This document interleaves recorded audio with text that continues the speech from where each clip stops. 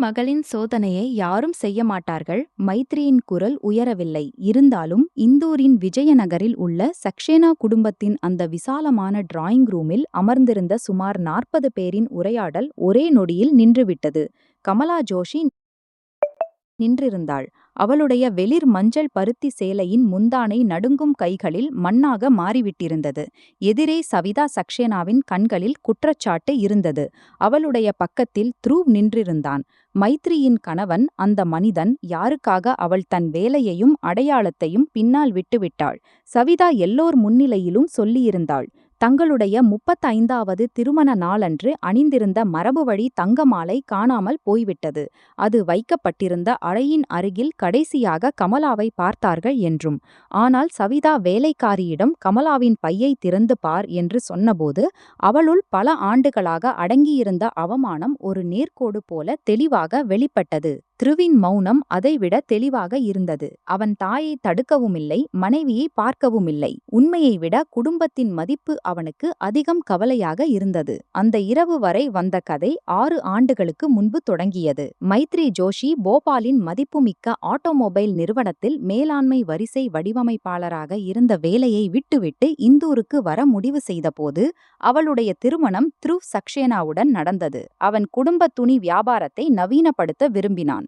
குடும்பம் மகேஷ்வரிலிருந்து கைத்தறி சேலைகளையும் பருத்தி துணிகளையும் வாங்கி இந்தூரில் விற்று வந்தது. வியாபாரம் நடந்து கொண்டிருந்தது. ஆனால் கணக்கு, பணம் செலுத்துதல், நெஜவாளர்கள், வாங்குபவர்கள் எல்லாம் சிதறியிருந்தன. த்ருவ் லட்சியவாதி. தன்னம்பிக்கையும் இருந்தது. ஆனால் ஒழுக்கம் இல்லை. வாடிக்கையாளர்களிலும் புதிய வடிவமைப்புகளிலும் அவன் திறமையானவன். ஆனால் செலவு, பணப்புழக்கம், கடன் அவனுக்கு சலிப்பூட்டும் விஷயங்களாக தோன்றின. திருமணத்திற்கு பிறகு மைத்ரி முதல் முறையாக கணக்கு கோப்புகளை பார்த்தபோது குடும்பம் லட்சக்கணக்கான மாயையில் இயங்கிக் கொண்டிருப்பதை புரிந்து கொண்டாள். பல பணம் செலுத்துதல்கள் மாத கணக்காக நிறுத்தப்பட்டிருந்தன. ஸ்டாக் 2 பதிவேடுகளில் இருந்தது. தனிப்பட்ட செலவுகளும் வியாபாரத்திலிருந்தே எடுக்கப்பட்டு வந்தன. ஆரம்பத்தில் மைத்ரி வெறும் உதவ நினைத்தாள். பழைய பில்லைகளை தனியே பிரித்தாள். டிஜிட்டல் பதிவுகளை உருவாக்கினாள். நெசவாளர்களுக்கு பணம் செலுத்துவதற்கான வாராந்திர பட்டியலை தயாரித்தாள். ஒரு விளக்கப்படம் செய்து த்ருவிடம் காட்டினாள். எந்த உற்பத்தி உண்மையில் லாபம் தருகிறது என்று. அவளுடைய பரிந்துரைகளால் மாற்றம் வந்தது. மலைப்பாங்கான எம்ப்ராய்டரி உள்ள விலையுயர்ந்த பொருட்களுக்கு பதிலாக லேசான மகேஷ்வரி சேலைகளும் அலுவலகத்தில் அணியக்கூடிய பருத்தி ஆடைகளின் புதிய தொடரும் தொடங்கப்பட்டன. 2 ஆண்டுகளில் விற்பனை அதிகரித்தது. வங்கி பணி மூலதன வரம்பை உயர்த்தியது. சக்சேனா பெயர் கண்காட்சிகளுக்கு செல்லத் தொடங்கியது. மைத்ரி வேலையை விட்டபோது சில ஆண்டுகளுக்கு பிறகு தொழில்முறை வாழ்க்கைக்கு திரும்புவேன் என்று நினைத்திருந்தாள். ஆனால் ஒவ்வொரு பருவமும் வியாபாரத்தின் புதிய பிரச்சனையை கொண்டு வந்தது. சில சமயம் வீட்டுத்துறையின் நோட்டீஸ், சில சமயம் தாமதமாக வந்த சரக்கு, சில சமயம் நெசவாளர்களின் கூலி. த்ருவ் ஒவ்வொரு முறையும் சொல்வான், இந்த கட்டம் கடந்துவிட்டால் போதும், பிறகு உன்னை பற்றி யோசி. 6 ஆண்டுகள் கடந்தன. ஆனால் அந்த கட்டம் ஒருபோதும் முடியவில்லை. அவளுடைய திறமை குடும்பத்தின் வசதியாக மாறியது. அவளுடைய தியாகம் மெல்ல மெல்ல எல்லாரின் பார்வையில் கடமையாக ஆனது. ஆனால் காகிதங்களில் மைத்ரி எங்கும் இல்லை. நிறுவனம் த்ருவ் மற்றும் அவனுடைய இளைய சகோதரன் குணாலின் பெயரில் உருவாக்கப்பட்ட பங்குதாரர் நிறுவனம். சவிதா சொல்வாள், தங்களுடைய மகன்கள் தங்களுடைய சொந்த முயற்சியால் வியாபாரத்தை கட்டி எழுப்பினார்கள் என்று. மைத்ரியை பற்றி பேசும்போது சிரித்துக்கொண்டே சொல்வாள், வீட்டின் மருமகள் கணக்கு பார்த்தால் அதை வியாபாரம் என்று சொல்வதில்லையே.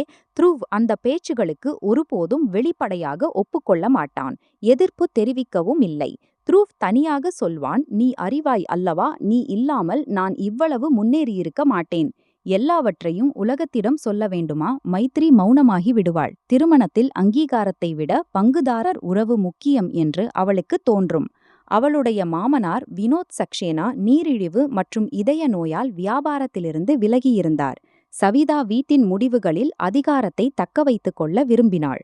குணால் வயதில் த்ருவை விட 5 ஆண்டுகள் இளையவன். ஆனால் நடத்தையில் இன்னும் கல்லூரி மாணவன் போலவே. விலையுயர்ந்த பைக், மொபைல், விருந்துகளின் செலவு, பிரச்சாரம் அல்லது வாடிக்கையாளர் உபசரிப்பு என்ற பெயரில் பதிவு செய்யப்படும். மைத்ரி பலமுறை இதை எதிர்த்தாள். த்ருவ் முதலில் புரிந்து கொள்ளச் சொல்வான். பிறகு எரிச்சலடைவான். அவன் என் சகோதரன் தவறு செய்வான் என்றால் நாங்களே சமாளிப்போம் என்பான். மெல்ல மெல்ல நாங்கள் என்பதன் அர்த்தம் வெறும் மைத்ரி கணக்கை சரி செய்வதாகவும் த்ருவின் குடும்பத்தை காப்பாற்றுவதாகவும் மாறியது. அவள் எல்லைகளை நிர்ணயிக்க பேசும்போதெல்லாம் சவிதா அவளை குத்தி சொல்வாள். மகனாக ஒரே மகள் என்பதால் அவளுக்கு கூட்டு குடும்பத்தை நடத்தத் தெரியாது என்று. மைத்ரியின் தாய் கமலாதேவி தேவாசுக்கு அருகில் தன் சிறிய வீட்டில் தனியாக வாழ்ந்து வந்தாள். மைத்ரியின் தந்தை சரத் ஜோஷி பொதுப்பணித்துறையில் கனிஷ்ட அதிகாரியாக இருந்தார். அவர் இறந்த பிறகு கமலாவுக்கு ஓய்வூதியம் கிடைத்து வந்தது. நகருக்கு வெளியே தேவாஸ் உஜ்ஜைன் சாலையருகே சுமார் 2 ஏக்கர் நிலம் அவள் பெயரில் இருந்தது. நிலம் மிகவும் வளமானது அல்ல. ஆனால் சாலை விரிவாக்கப்பட்ட பிறகு அதன் விலை உயரத் தொடங்கியது. சரத் வாழ்நாள் முழுவதும் அந்த நிலத்தை விற்க மறுத்துவிட்டார். அந்த சொத்து அவசர காலத்தில் கமலாவுக்கு ஆதரவாக இருக்கும் என்று அவர் சொல்லியிருந்தார். 3 ஆண்டுகள் வரை சக்சேனா குடும்பம் அந்த நிலத்தின் பெயரை கூட எடுக்கவில்லை. பிறகு வியாபாரம் வளர்ந்தபோது திருவுக்கு பெரிய கிடங்கு தேவைப்படுவதாக உணர்ந்தான். இந்தூரில் தொழில்துறை பகுதியின் வாடகை விலை அதிகம். குணால் பரிந்துரைத்தான் கமலாவின் நிலத்தில் கிடங்கு கட்டிக்கொள்ளலாம் என்று. தேவாசிலிருந்து இந்தூர் வரை போக்குவரத்து எளிது. நிலம் குடும்பத்திற்கு சொந்தமானதால் ஆரம்ப செலவும் குறையும். திருவ் விஷயத்தை எல்லாருக்கும் நன்மை பயக்கும் முன்மொழிவாக வைத்தான். நிலம் விற்கப்படாது. வெறும் 15 ஆண்டுகளுக்கு குத்தகைக்கு எடுக்கப்படும். கமலாவுக்கு ஒவ்வொரு மாதமும் வாடகை கிடைக்கும் என்றான். காகிதத்தில் முன்மொழிவு மோசமாக இல்லை. ஆனால் நிபந்தனைகள் மைத்ரிக்கு சமநிலையற்றதாக தோன்றின. குத்தகை காலம் நீண்டது. வாடகை சந்தை விலையில் பாதியளவு. ஒப்பந்தத்தில் கிடங்கு கட்டுமானத்திற்காக ஆன செலவை நிறுவனம் எதிர்காலத்தில் நிலத்தின் மதிப்பில் கோரலாம் என்ற ஏற்பாடும் இருந்தது. மைத்ரி த்ருவிடம் சொன்னாள். சுயாதீன வழக்கறிஞரிடம் ஆவணங்களை சரிபார்க்க வேண்டும் என்று. த்ருவ் கோபமடைந்தான். உன் கணவனை நம்பவில்லையா என்று கேட்டான். மைத்ரி அமைதியான குரலில் பதிலளித்தாள். நம்பிக்கையும் சட்டப்பூர்வமான எச்சரிக்கையும் ஒருவருக்கொருவர் எதிரிகள் அல்ல. கமலாவும் கையொப்பமிட மறுத்துவிட்டாள். அவள் சொன்னாள், நிலத்தை வாடகைக்கு கொடுப்பதற்கு எதிரல்ல. ஆனால் 15 ஆண்டுகள் மிக நீண்ட காலம். முதலில் 3 ஆண்டுகளுக்கு ஒப்பந்தம் செய்யுங்கள். நியாயமான வாடகை நிர்ணயிக்கப்படட்டும். கட்டுமானம் தொடர்பான உரிமைகள் தெளிவாக்கப்படட்டும் என்று. சவிதாவுக்கு இந்த பதில் அவமானமாக தோன்றியது. அவள் தொலைபேசியில் மைத்ரியிடம் சொன்னாள், உன் தாய்க்கு நம் குடும்பத்தின் முன்னேற்றத்தில் தொல்லை. மகளை கட்டிக் கொடுத்த பிறகு மாமனார் வீட்டிற்கும் சில பொறுப்புகள் இருக்கும் அல்லவா? மைத்ரி முதன்முறையாக உறுதியுடன் சொன்னாள். அம்மாவின் நிலம் அவளுடைய ஆதரவு, வரதட்சணை அல்ல. அதற்கு பிறகு பல நாட்கள் வீட்டில் குளிர்ந்த பதற்றம் நிலவியது. த்ருவ் தாமதமாக வீடு திரும்புவான். 1 மணி நேரம், 2 மணி நேரம், சில சமயம் இன்னும் தாமதமாக. உணவை மௌனமாக சாப்பிடுவான். இரவில் சொல்வான், மைத்ரி சிறிய விஷயத்தை மதிப்பின் கேள்வியாக மாற்றிவிட்டாள் என்று. மைத்ரி விளக்குவாள், பிரச்சனை நிலம் கொடுப்பது அல்லது கொடுக்காதது அல்ல. சம்மதமும் நியாயமும்தான். ஆனால் த்ருவ் ஒவ்வொரு விவாதத்தையும் ஒரே வாக்கியத்தில் முடித்துவிடுவான். உன் அம்மா நம்மில் நம்பிக்கை வைக்கவில்லை. இதற்கிடையில் சவிதா மற்றும் வினோதின் 35வது திருமண நாளாண்டு வரவிருந்தது. சவிதா முடிவு செய்தாள், வீட்டில் குடும்ப பூஜையும் மாலையில் கம்பீரமான விழாவும் நடைபெறும் என்று. இந்தூர், உஜ்ஜைன், போபால் மற்றும் பல இடங்களிலிருந்து உறவினர்கள் அழைக்கப்பட்டனர். அலங்காரம், உணவு எல்லாம் ஆடம்பரமான வீட்டிற்கு ஏற்றதாக இருந்தது. உணவு, விருந்தினர்கள், பரிசுகள் ஆகியவற்றின் பொறுப்பு மைத்ரியிடம் இருந்தது. அவள் கேட்டரிங், அலங்காரம், அறைகள், பூஜை ஆகியவற்றை ஏற்பாடு செய்தாள். சவிதா குறைகளை தோண்டி எடுப்பாள். ஆனால் அவள் முன்னிலையில் பெருமையை மகன்களுக்கு கொடுப்பாள். கமலாவுக்கும் முறையான அழைப்பு அனுப்பப்பட்டது. அவள் தயங்கினாள். நில விவகாரத்திற்கு பிறகு சவிதாவின் நடத்தை எப்படி இருக்கும் என்று அவளுக்கு தெரியும். மைத்ரி வலியுறுத்தினாள். நீங்கள் வரவில்லை என்றால் எனக்கு தோன்றும் நான் என் சொந்த வீட்டிலேயே தனியாக இருக்கிறேன் என்று. கமலா மகளுக்காக வர முடிவு செய்தாள். அவளால் விலையுயர்ந்த பரிசு கொண்டு வர முடியாது. எனவே தேவாசில் உள்ள ஒரு பழக்கமான பெண்ணிடமிருந்து கைத்தறி சாந்தேரி துப்பட்டா வாங்கினாள். வினோதிற்காக வெள்ளி சிறிய பூஜை தட்டையும் எடுத்தாள். மைத்ரிக்கு தெரியும், அம்மா இவை எல்லாவற்றையும் தன் ஓய்வூதியத்திலிருந்து சேமித்து வாங்கியிருக்கிறாள் என்று. விழா நாளில் சக்சேனா இல்லம் காலையிலிருந்தே விளக்குகள், பூக்கள், சத்தங்களால் நிறைந்திருந்தது. வாசலில் தோரணம், முற்றத்தில் மஞ்சள் வெள்ளை துணிகளாலான மண்டபம். சமையலறையிலிருந்து நெய், பூக்கள், ஏலக்காய் மற்றும் வறுத்த கச்சோரியின் வாசனை வந்தது. பெண்கள் சேலைகளும் நகைகளும் அணிந்து அலங்கரித்திருந்தனர். ஆண்கள் வியாபார பேச்சுகளை பேசிக் கொண்டிருந்தனர். மைத்ரி பட்டு அடர் பச்சை நிற சேலையில் ஒரு அறையிலிருந்து மற்றொரு அறைக்கு ஓடிக்கொண்டிருந்தாள். அவள் முகத்தில் புன்னகை இருந்தது. ஆனால் மனதில் சோர்வும் அமைதியின்மையும். கமலா மதியத்திற்கு பிறகு வந்தாள். அவள் வெளிர் மஞ்சள் சேலை அணிந்திருந்தாள். தலைமுடியில் சிறிய மலர்ச்சரம் வைத்திருந்தாள். வாசலில் நின்ற குணால் முறையான நமஸ்காரம் செய்தான். பிறகு அவள் கையில் பிடித்திருந்த துணியையும் பையையும் பார்த்துச் சிரித்தான். "அண்டி, இந்த முறையும் வீட்டு ஊறுகாய்தான் இருக்கிறதா?" அவன் குரலில் கேலியை விட எதிர்பார்ப்பு அதிகம் இருந்தது. கமலா இயல்பாக இருக்க முயன்றாள். "ஊறுகாயும் இருக்கிறது. உனக்கு பிடிக்கும் அல்லவா?" குணால் பையை வேலைக்காரனிடம் கொடுத்துவிட்டு நண்பர்களிடம் திரும்பிச் சென்றான். மைத்ரி அம்மாவை தன் அறைக்கு அழைத்துச் சென்றாள். அங்கு கமலா மெதுவாக கேட்டாள், "எல்லாம் சரியா?" மைத்ரி புன்னகைத்துச் சொன்னாள், "வேலைதான் அதிகம்." அவள் நில விவாதத்தை குறிப்பிடவில்லை. அந்த நாளிலாவது அம்மா அமைதியாக இருக்க வேண்டும் என்று விரும்பினாள். ஆனால் கமலா மகளின் கண்களில் இறுக்கத்தை பார்த்துவிட்டாள். அவள் தலையில் கை வைத்துச் சொன்னாள், "எந்த வீட்டையும் காப்பாற்ற உன் குரலை இழந்துவிடாதே." மாலை பூஜைக்குச் சற்று முன் சவிதா தன் மாமியாரிடமிருந்து பெற்ற மரபுவழி மாலையை அணிந்தாள். அது கனமான தங்க மாலை. நடுவில் சிவப்பு மணி பதிக்கப்பட்டிருந்தது. சவிதா ஒவ்வொரு பெண்ணுக்கும் அதன் வரலாற்றை சொன்னாள். இது குடும்பத்தின் மூத்த மருமகளுக்கு கொடுக்கப்படுவது எப்படி, அதன் விலை வெறும் தங்கத்தால் மட்டும் அளவிட முடியாது எப்படி என்று. ஒரு கணம் மைத்ரியை பார்த்து சொன்னாள், "இப்படிப்பட்ட பொருட்கள் குடும்ப சொத்தை குடும்பத்திலேயே வைத்திருக்க விரும்பும் மருமகளுக்குத்தான் ஒப்படைக்கப்படும்." இரண்டு அத்தைகள் அர்த்தமுள்ள பார்வைகளை பரிமாறிக்கொண்டனர். மைத்ரி அந்த பேச்சை கேட்காமல் விட்டாள். பூஜைக்குப் பிறகு சவிதா அந்த கனமான மாலையை கழற்றினாள். இரவு உணவில் இலகுவான நகை அணிய வேண்டும் என்பதால் அதை தன் படுக்கையறை ட்ரெஸ்ஸிங் டேபிளின் மேல் இழுப்பறையில் வைத்தாள். அப்போது அறையில் சவிதா, அவளுடைய சகோதரி ரேகா, வீட்டின் பழைய வேலைக்காரி மாலதி ஆகியோர் இருந்தனர். சிறிது நேரத்திற்குப் பிறகு கமலா அங்கு வந்தாள். மைத்ரி அவளிடம் தன் அப்பாவின் மருந்து பெட்டியை மேலே இருந்த விருந்தினர் அறையிலிருந்து எடுத்து வர சொல்லியிருந்தாள். வழியில் சவிதாவின் அறைக்கு வெளியே ரேகாவை சந்தித்தாள். அவள் கேட்டாள், "கீழே போகும் படிக்கட்டு எந்த பக்கம்?" கமலா ஒரு கணம் நின்றுவிட்டு விருந்தினர் அறைக்குச் சென்றாள். அப்போது யாரும் கவனிக்கவில்லை. குணால் அதே நடைபாதையின் மறுமுனையில் தொலைபேசியில் பேசிக்கொண்டு நின்றிருந்தான். அவன் ஆன்லைன் சூதாட்டத்தில் பணம் இழந்திருந்தான். போலி பில்கள் இருந்தாலும் வேறு நாளில் 4 லட்சம் செலுத்த வேண்டியிருந்தது. அவன் மாலையை ஒரு தனியார் சாகுகாரிடம் அடகு வைத்திருந்தான். விழாவில் சவிதா மாலை அணிய வேண்டும் என்ற பிடிவாதம் அவன் திட்டத்தை கெடுத்தது. எனவே மதியம் அவன் சாகுகாரிடமிருந்து மாலையை சில மணி நேரத்திற்கு திரும்ப கொண்டு வந்திருந்தான். பூஜைக்கு பிறகு அவன் மீண்டும் மாலையை எடுத்து கொண்டான். இந்த விஷயம் அப்போது குணாலுக்கு மட்டும் தெரிந்திருந்தது. திருவுக்கு தெரிந்தது. தம்பியின் கடனும் சில நாட்களாக பெரிய தொகை கேட்டுக்கொண்டிருப்பதும். ஆனால் காரணத்தை அறிய முயலவில்லை. விழாவுக்கு பிறகு பேசுவோம் என்று எச்சரித்திருந்தான். குணாலுக்கு நம்பிக்கை. ஆபத்து வந்தால் அண்ணன் காப்பாற்றுவான். எப்போதும் காப்பாற்றியது போல. இரவு சுமார் 8 மணிக்கு உணவு தொடங்குவதற்கு முன் சவிதா உடை மாற்ற மேலே சென்றாள். சில நிமிடங்களிலேயே அவளுடைய உரத்த குரல் வீடெங்கும் எதிரொலித்தது, "மாலதி, மைத்ரி, யாராவது மேலே வாங்க." மைத்ரி ஓடி சென்றால். சவிதா ட்ரெஸ்ஸிங் டேபிள் முன் நின்றிருந்தாள். இழுப்பறை திறந்திருந்தது. சிவப்பு வெல்வெட் பெட்டி காலியாக கிடந்தது. ரேகா அத்தை அவள் பக்கத்தில். முகம் பயமும் ஆர்வமும் கலந்திருந்தது. சவிதா நடுங்கும் குரலில் சொன்னாள், "மாலை இல்லை." மைத்ரி உடனே கேட்டாள், "அறைக்கு யார் யார் வந்தார்கள்?" மாலதி சொன்னாள். பூஜைக்கு பிறகு அறையை ஒழுங்குபடுத்தினாள். பிறகு கீழே சென்றாள். ரேகா நினைவு கூர்ந்தாள், கமலாவை நடைபாதையில் பார்த்ததாக. அவ்வளவு கேட்டவுடன் சவிதாவின் கண்களின் பாவம் மாறியது. "கமலாஜி இங்கே ஏன் வந்தார்கள்?" என்று கேட்டாள்.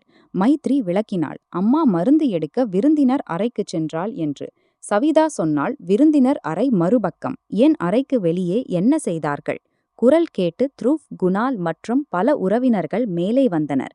குணாலின் முகம் ஒரு கணம் வெளுத்தது. ஆனால் உடனே தன்னை சமாளித்துக் கொண்டான். மெதுவாக சொன்னான், "அம்மா, முதலில் சரியாக பாருங்கள். யாரையும் சந்தேகிப்பது சரியல்ல." அவன் வாக்கியம் கேட்பதற்கு சமநிலையாக இருந்தது. ஆனால் உண்மையில் சந்தேகத்திற்கு திசை கொடுத்தது. சவிதா சொன்னாள், "நான் என் பொருளை அறிவேன். பெட்டியில் வைத்தேன். வீட்டுக்காரர்கள் எல்லாரும் சொந்தக்காரர்கள். வெளியிலிருந்து யார் வந்தார்கள்? அம்மாவும் சொந்தக்காரர்தான்." மைத்ரி சொன்னாள். சவிதா அவளை பார்த்து இதழ்களை இறுக்கினாள். "நான் யாருடைய பெயரையும் சொல்லவில்லை. நீ இவ்வளவு அமைதியின்றி இருக்கிறாயே ஏன்?" கீழிருந்து விருந்தினர்களும் மெல்ல மேலே வரத் தொடங்கினர். சில பெண்கள் படிக்கட்டுகளில் நின்று முணுமுணுக்கத் தொடங்கினர். மைத்ரி த்ருவை பார்த்தாள். எல்லாரையும் கீழே அனுப்பி விஷயத்தை அமைதியாக வைப்பான் என்று எதிர்பார்த்தாள். ஆனால் த்ருவ் வெறும் இவ்வளவுதான் சொன்னான். "முதலில் மாலை கிடைக்கட்டும். பிறகு எல்லாம் அமைதியாகும்." கமலா அழைக்கப்பட்டாள். அவள் பயந்து மேலே வந்தாள். அவ்வளவு பேரை அறையில் பார்த்ததும் அவள் கால்கள் நின்றன. சவிதா நேரடியாக கேட்டாள், நீங்கள் என் அறைக்கு அருகில் வந்தீர்கள்? கமலா அமைதியாக பதிலளித்தாள். மருந்து எடுக்கச் சென்றாள். வழி கேட்கும்போது சில கணங்கள் அங்கே நின்றாள் என்று. சவிதா மீண்டும் கேட்டாள், உள்ளே வந்தீர்களா இல்லையா? கமலா சொன்னாள். கதவு அருகில் வரை வந்தாள். ஆனால் அறைக்குள் செல்லவில்லை. ரேகா உடனே சொன்னாள், நான் இவர்களை வாசல் சட்டத்திற்குள் பார்த்தேன். ஒருவேளை அவளுடைய நினைவு தெளிவாக இல்லாமல் இருக்கலாம். ஆனால் இப்போது அந்த கூற்று ஆதாரம் போல் பரவியது. குணால் தலை குனிந்தே இருந்தான். திருவின் கண்கள் ஒருமுறை அவன் முகத்தின் மீது சென்றன. தம்பியின் அசாதாரண மௌனத்தை உணர்ந்தான். இருந்தாலும் எந்த கேள்வியும் கேட்கவில்லை. சவிதா கமலாவின் கையில் பிடித்திருந்த பையை பார்த்தாள். அதே துணிப்பை. அதில் ஊறுகாய், துப்பட்டா, பூஜை தட்டு கொண்டு வந்திருந்தாள். அவள் மாலதியிடம் சொன்னாள், பையை பார். கமலாவால் கேட்கவே முடியவில்லை. என்ன சொன்னீர்கள்? மைத்ரி உடனே அம்மாவுக்கு முன்னால் வந்து நின்றாள். யாருடைய பையும் பார்க்கப்படாது. சவிதாவின் குரல் கடுமையாயிற்று. அப்படியென்றால் மாலை தானாக பறந்துவிட்டதா? எங்கள் வீட்டில் இன்று வரை திருட்டு நடக்கவில்லை. இங்கே இருப்பவளுக்கு பயம் ஏன்? கமலாவின் முக நிறம் இறங்கியது. நடுங்கும் கைகளால் பையை முன்னால் நீட்ட முயன்றாள். பார்த்து கொள்ளுங்கள் மகள், நாங்கள் எதையும் எடுக்கவில்லை. மைத்ரி பையை பிடித்து மீண்டும் அவளிடமே திருப்பிக் கொடுத்தாள். இல்லை அம்மா, விஷயம் மாலை பற்றியது அல்ல. விஷயம் உங்களை திருடன் என்று நிறுத்தியிருக்கிறார்கள். த்ருவ் முன் வந்தான். நெற்றியில் வியர்வை. மெதுவாக ஆனால் அழுத்தமான குரலில் சொன்னான், மைத்ரி, நாடகம் போடாதே. அம்மா வெறும் சோதனை செய்ய விரும்புகிறாள். இவ்வளவு விருந்தினர்கள். மாலை மிகவும் விலைமதிப்பானது.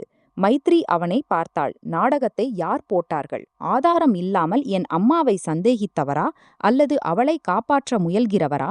அவன் பற்களை இறுக்கினான். நான் அவர்கள் எடுத்தார்கள் என்று சொல்லவில்லை. ஆனால் பையை பார்த்தால் விஷயம் முடியும் என்றால் அதில் தவறென்ன? இந்த வாக்கியத்தை அறையில் இருந்த ஒவ்வொருவரும் கேட்டனர். கமலா தலை குனிந்தாள். கண்களில் கண்ணீர் நிரம்பின.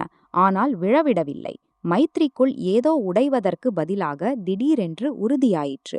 ஆண்டுகளாக அவள் த்ருவின் மௌனங்களை கட்டாயம் என்று நினைத்திருந்தாள். அந்த கணத்தில் முதன்முறையாக உணர்ந்தாள், அவனுடைய மௌனமும் ஒரு முடிவுதான். இன்று அவன் தன் மனைவியின் தாய்க்கு எதிராக முடிவெடுத்திருந்தான். சவிதா சொன்னாள், இவ்வளவு அவமானமாக தோன்றினால் இப்போதே வீட்டை விட்டுச் செல்லட்டும். எங்கள் பொருள் கிடைக்காமல் யாரும் வெளியே செல்ல மாட்டார்கள். த்ருவ் தாயை தடுப்பதற்கு பதிலாக கமலாவை பார்த்தான். அவன் குரலில் பணிவின் உரை இருந்தது. ஆனால் அர்த்தம் அவ்வளவு கடுமை. அம்மாஜி, இன்று சூழ்நிலை மிகவும் மோசமாகிவிட்டது. நீங்கள் சிறிது நேரம் மைத்ரியுடன் மேலே உள்ள அறையில் அமர்ந்திருங்கள். அல்லது இன்னும் நல்லது, அவள் உங்களை வீட்டில் நாங்கள் மாலையை தேடி கண்டுபிடித்து விஷயத்தை சுத்தம் செய்து விடுவோம். கமலா மெதுவாக கேட்டாள், நீங்களும் இப்படித்தான் நினைக்கிறீர்களா? நான் எடுத்தேன் என்று. த்ருவின் பார்வை அவர்களிடமிருந்து விலகியது. நான் வெறும் சூழ்நிலையை சமாளித்துக் கொண்டிருக்கிறேன். மைத்ரி அவன் முகத்தை நீண்ட நேரம் பார்த்தாள். பிறகு சவிதாவை நோக்கி திரும்பினாள். மாலை கிடைத்துவிடும். ஆனால் இன்று நீங்கள் இழந்தது ஒருவேளை ஒருபோதும் கிடைக்காது. அவள் அம்மாவின் கையை பிடித்துக்கொண்டு அறையிலிருந்து வெளியே நடந்தாள். பின்னாலிருந்து சவிதாவின் குரல் வந்தது. இப்படிச் செல்வது குற்றவாளியாக இருப்பது போல் தோன்றும். மைத்ரி நிற்கவில்லை. படிக்கட்டுகளில் இறங்கும்போது உறவினர்கள் வழியை விட்டு விலகினர். சிலரின் கண்களில் அனுதாபம் இருந்தது. பெரும்பாலானவர்களில் ஆர்வம். கமலாவின் உடல் நடுங்கிக் கொண்டிருந்தது. மைத்ரி அவளுடைய கையை இன்னும் இறுக்கமாக பிடித்தாள். முதன்மை வாசலை அடைந்ததும் த்ருவ் பின்னால் வந்தான். மெல்லிய குரலில் சொன்னான், மைத்ரி, இப்போது போகாதே. விருந்தினர்கள் என்ன நினைப்பார்கள்? மைத்ரி முதன்முறையாக அழாமல் குரலை உயர்த்தாமல் அவனிடம் சொன்னாள், இன்றும் உனக்கு இதுதானா கவலை? மக்கள் என்ன நினைப்பார்கள் என்று. என் அம்மா என்ன உணர்கிறாள் என்ற கவலை உனக்கு இல்லையா? த்ருவ் பதிலளிக்க விரும்பினான். ஆனால் சொற்கள் வரவில்லை. அதே நேரத்தில் உள்ளே இருந்து சவிதா அவனை அழைத்தாள். அவன் ஒரு கணம் மனைவிக்கும் தாய்க்கும் இடையே நின்றான். பிறகு பின்னால் திரும்பினான். மைத்ரி அந்த கணத்திலேயே தன் திருமணத்திற்கான பதிலை பெற்றுவிட்டாள். அவள் கமலாவை காரில் உட்கார வைத்தாள். தானே ஓட்டுநர் இருக்கையில் அமர்ந்து பின்னால் பார்க்காமல் காரை ஸ்டார்ட் செய்தாள். மழை தொடங்கியிருந்தது. சாலைகள் கண்ணாடியில் ஓடும் துளிகளில் மங்கலாக தெரிந்தன. கமலா முழு வழியும் மௌனமாக இருந்தாள். ஒருமுறை மட்டும் சொன்னாள், ஒருவேளை நான் பையை காட்டியிருக்க வேண்டும். வீடு உடைவதிலிருந்து தப்பியிருக்கும். மைத்ரி சாலையிலிருந்து பார்வையை விலக்காமலே சொன்னாள். எந்த வீட்டை காப்பாற்ற உங்கள் மானத்தை கழற்றி காட்ட வேண்டுமோ அந்த வீடு ஏற்கனவே உடைந்துவிட்டது. அந்த இரவில் அவள் முடிவு செய்தாள். மாலையின் உண்மை வெளிப்படும் வரையிலும், த்ருவ் தான் சூழ்நிலையை அல்ல அநீதியை ஆதரித்தான் என்று ஒப்புக்கொள்ளும் வரையிலும் சக்சேனா இல்லத்திற்கு திரும்ப மாட்டேன் என்று. அவளுக்கு இன்னும் தெரியவில்லை, காணாமல் போன மாலை வெறும் ஒரு நகை அல்ல, அதைவிட பெரிய மோசடியின் முதல் முனை. அந்த நிலத்தின் ஆவணங்கள், அவளுடைய டிஜிட்டல் கையொப்பங்கள் மற்றும் அந்த பெண்களின் உழைப்புடன் இணைந்த மோசடி, அவர்களுடைய பெயரில் சக்சேனா குடும்பம் ஆண்டுகளாக மதிப்பை ஈட்டி வந்தது. தேவாஸ் அடையும்போது இரவு சுமார் 11 மணி ஆகியிருந்தது. மழை இப்போது லேசாக இருந்தது. ஆனால் சாலையோரத்தில் தேங்கியிருந்த நீரில் காரின் விளக்குகள் உடைந்து சிதறிச் சென்றன. கமலா முழு வழியும் ஜன்னலுக்கு வெளியே பார்த்து கொண்டிருந்தாள். அவளுடைய துணிப்பை கால்களுக்கு அருகில் வைக்கப்பட்டிருந்தது. சில மணி நேரத்திற்கு முன் எல்லோர் முன்னிலையிலும் திறக்க கோரப்பட்ட அதே பை.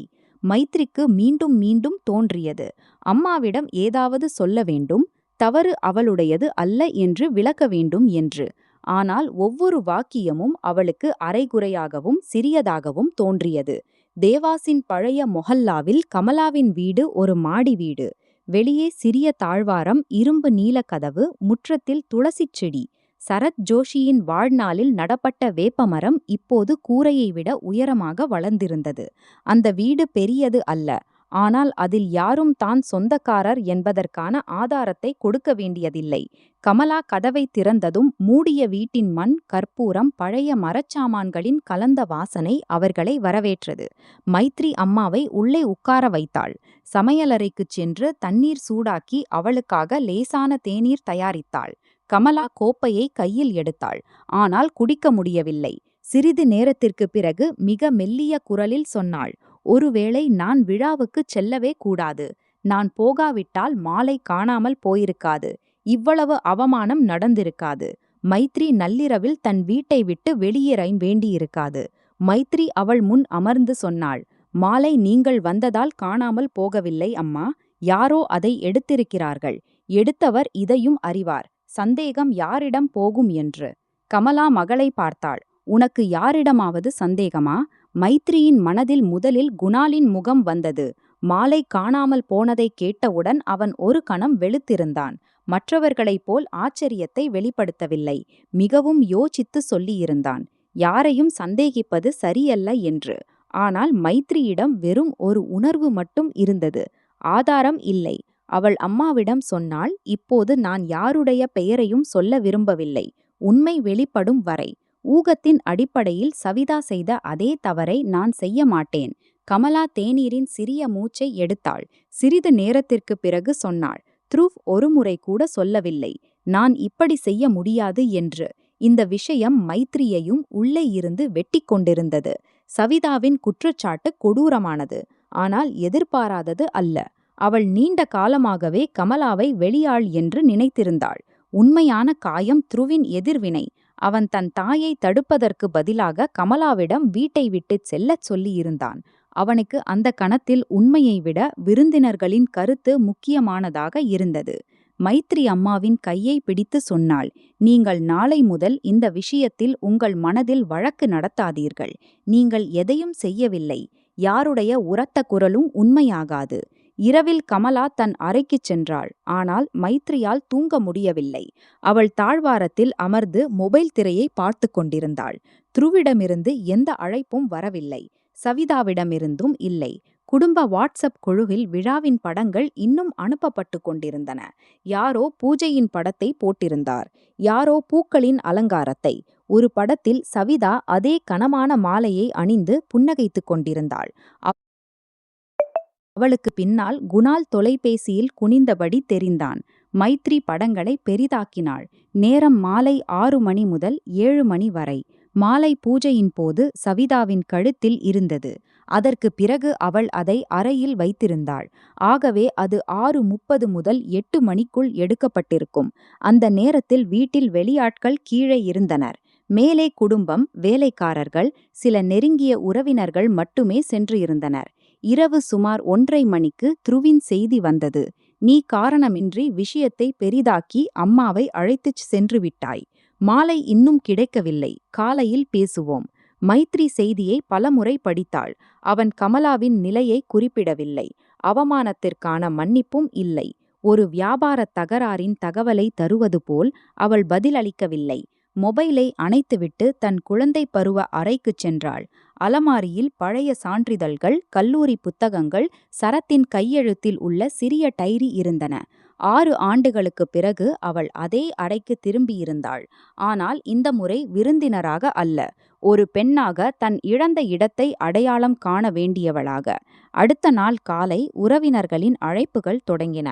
முதலில் த்ருவின் அத்தை ரேகா அழைத்தாள். அவளுடைய குரல் அனுதாபத்துடன் இருந்தது. ஆனால் பேச்சின் மையம் மீண்டும் சக்சேனா குடும்பத்தின் மதிப்புதான். அவள் சொன்னாள், சவிதா கோபத்தில் அதிகம் சொல்லியிருப்பாள். ஆனால் மைத்ரி புரிந்து கொள்ளும் தன்மையை காட்ட வேண்டும். இவ்வளவு பேர் முன்னிலையில் வீட்டை விட்டுச் செல்வது நல்லதாக தோன்றவில்லை. கமலா பையை காட்டியிருந்தால் விஷயம் அங்கேயே முடிந்திருக்கும். மைத்ரி கேட்டாள், அத்தை, உங்கள் பையின் சோதனை இவ்வளவு பேர் முன்னிலையில் நடந்திருந்தால் நீங்களும் இதையே சொல்வீர்களா?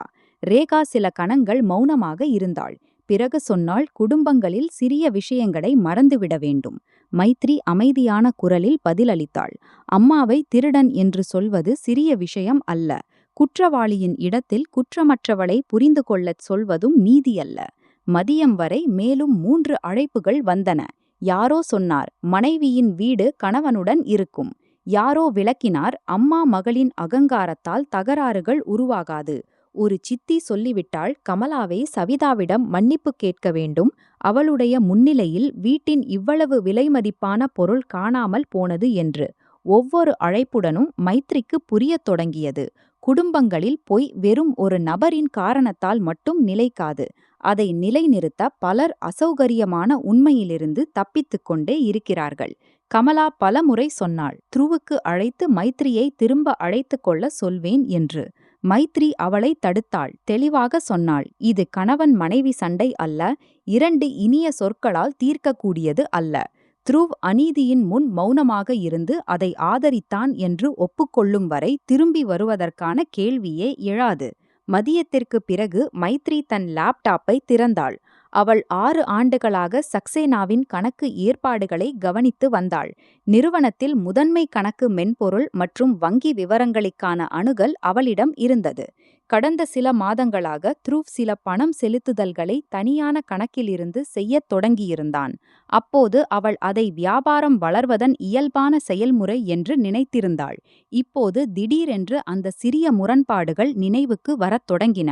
அவள் ஏற்பாட்டில் தள்ளி வைத்துக் கொண்டிருந்தாள். 6 மாதங்களில் தேவாஸ், குத்தகை, கிடங்கு, நிலம் ஆகிய சொற்களை தேடினாள். பெரும்பாலான செய்திகள் அவள் ஏற்கனவே பார்த்தவைதான். ஆனால் ஒரு மின்னஞ்சல் இருந்தது. ஒரு ஜூனியர் ஊழியர் தவறுதலாக அவளுக்கு நகலாக அனுப்பியிருந்தார். அதில் ஒரு உள்ளூர் ஆவண ஆலோசகர் த்ருவுக்கு எழுதியிருந்தார். ஸ்ரீமதி கமலா ஜோஷியின் அடையாள அட்டை நகல் கிடைத்துவிட்டது. இறுதி பார்வையில் கையொப்பம் சேர்க்கவும். மைத்ரியின் உடல் குளிர்ந்து விட்டது. கமலா யாருக்கும் அடையாள அட்டை கொடுக்கவில்லை. அவள் அம்மாவிடம் கேட்டாள், நீங்கள் எப்போதாவது த்ருவ் அல்லது குணாலுக்கு ஆதார் அட்டை, பான் அட்டை அல்லது நிலப்பதிவின் நகல் கொடுத்திருக்கிறீர்களா?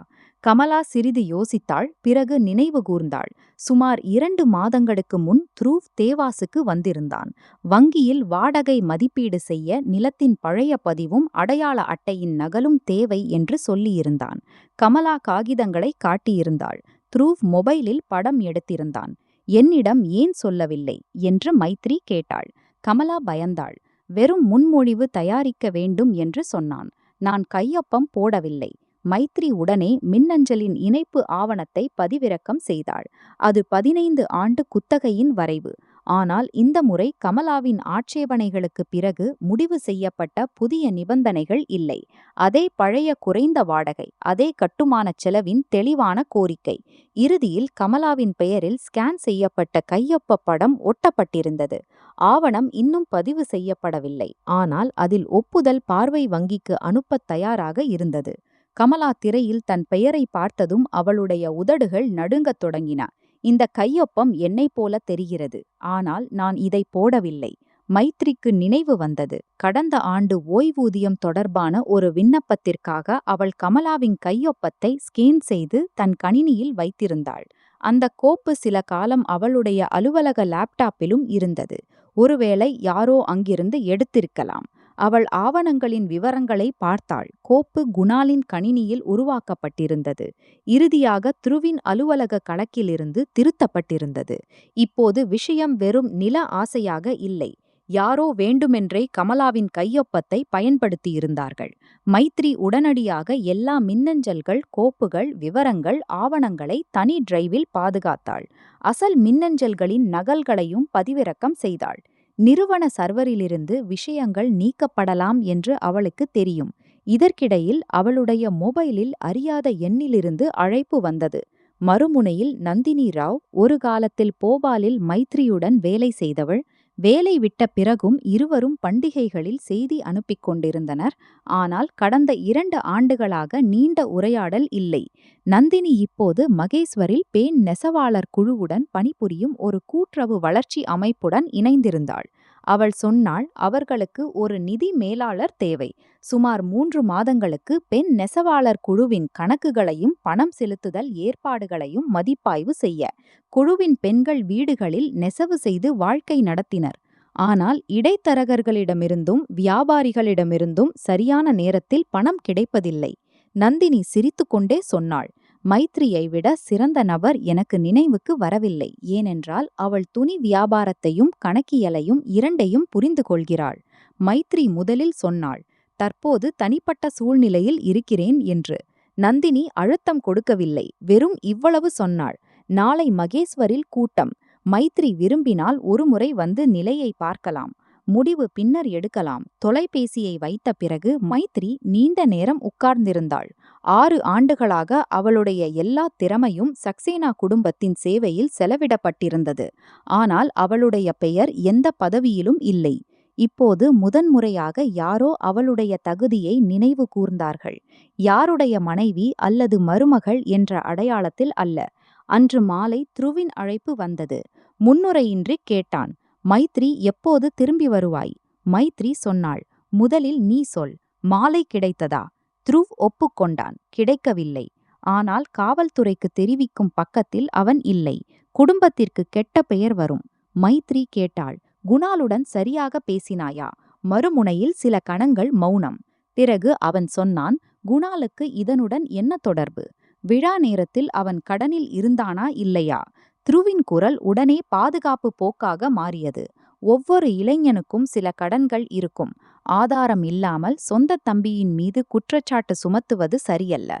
மைத்ரி அவனுக்கு நினைவூட்டினாள், என் அம்மாவின் மீதும் ஆதாரம் இல்லையே.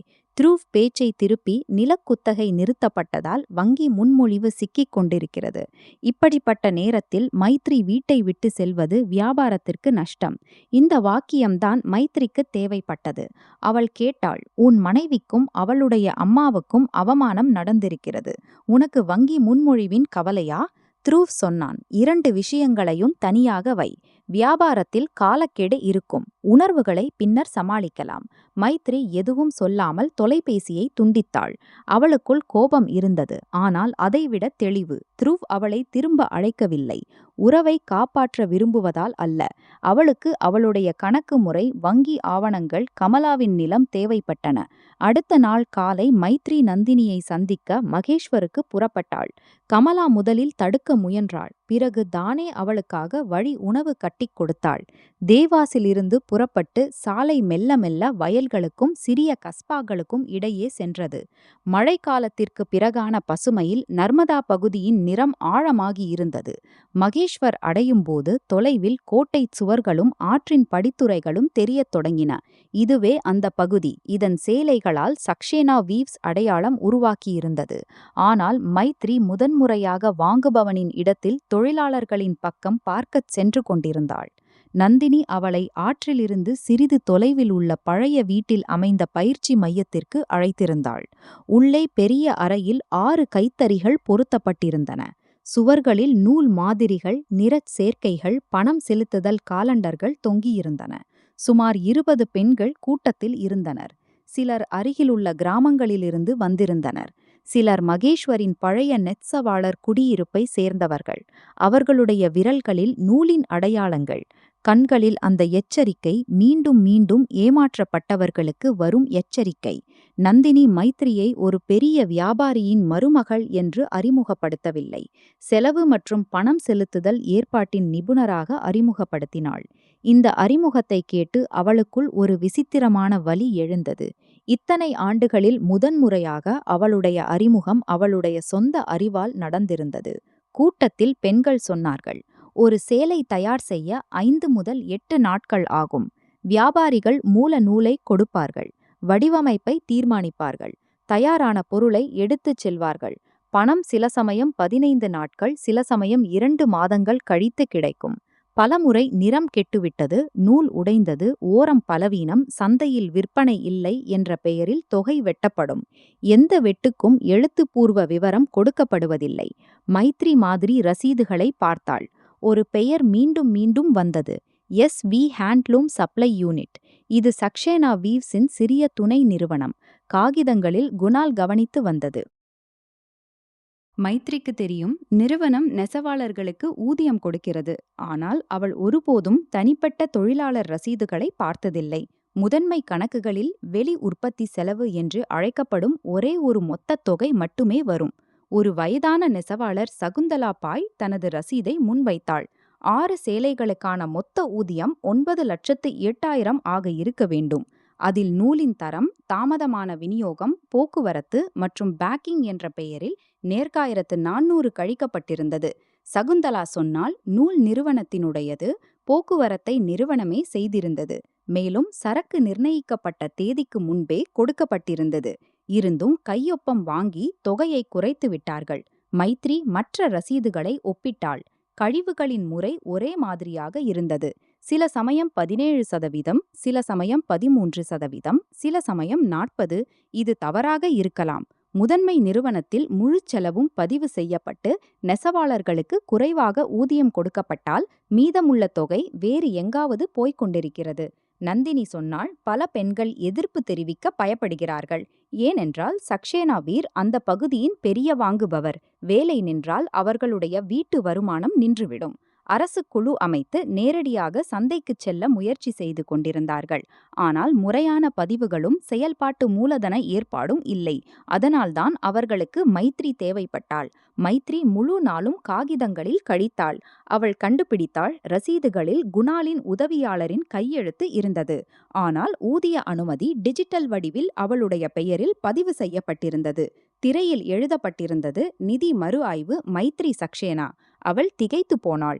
அவள் ஒருபோதும் இந்த தனிப்பட்ட கழிவுகளை மறு ஆய்வு செய்யவில்லை. அவள் டிஜிட்டல் கையொப்பத்தை மாதாந்திர வரையறுக்கப்பட்ட கணக்குகளுக்கு மட்டும் அங்கீகரித்திருந்தாள், தொழிலாளர் ஊதியத்திற்கு அல்ல.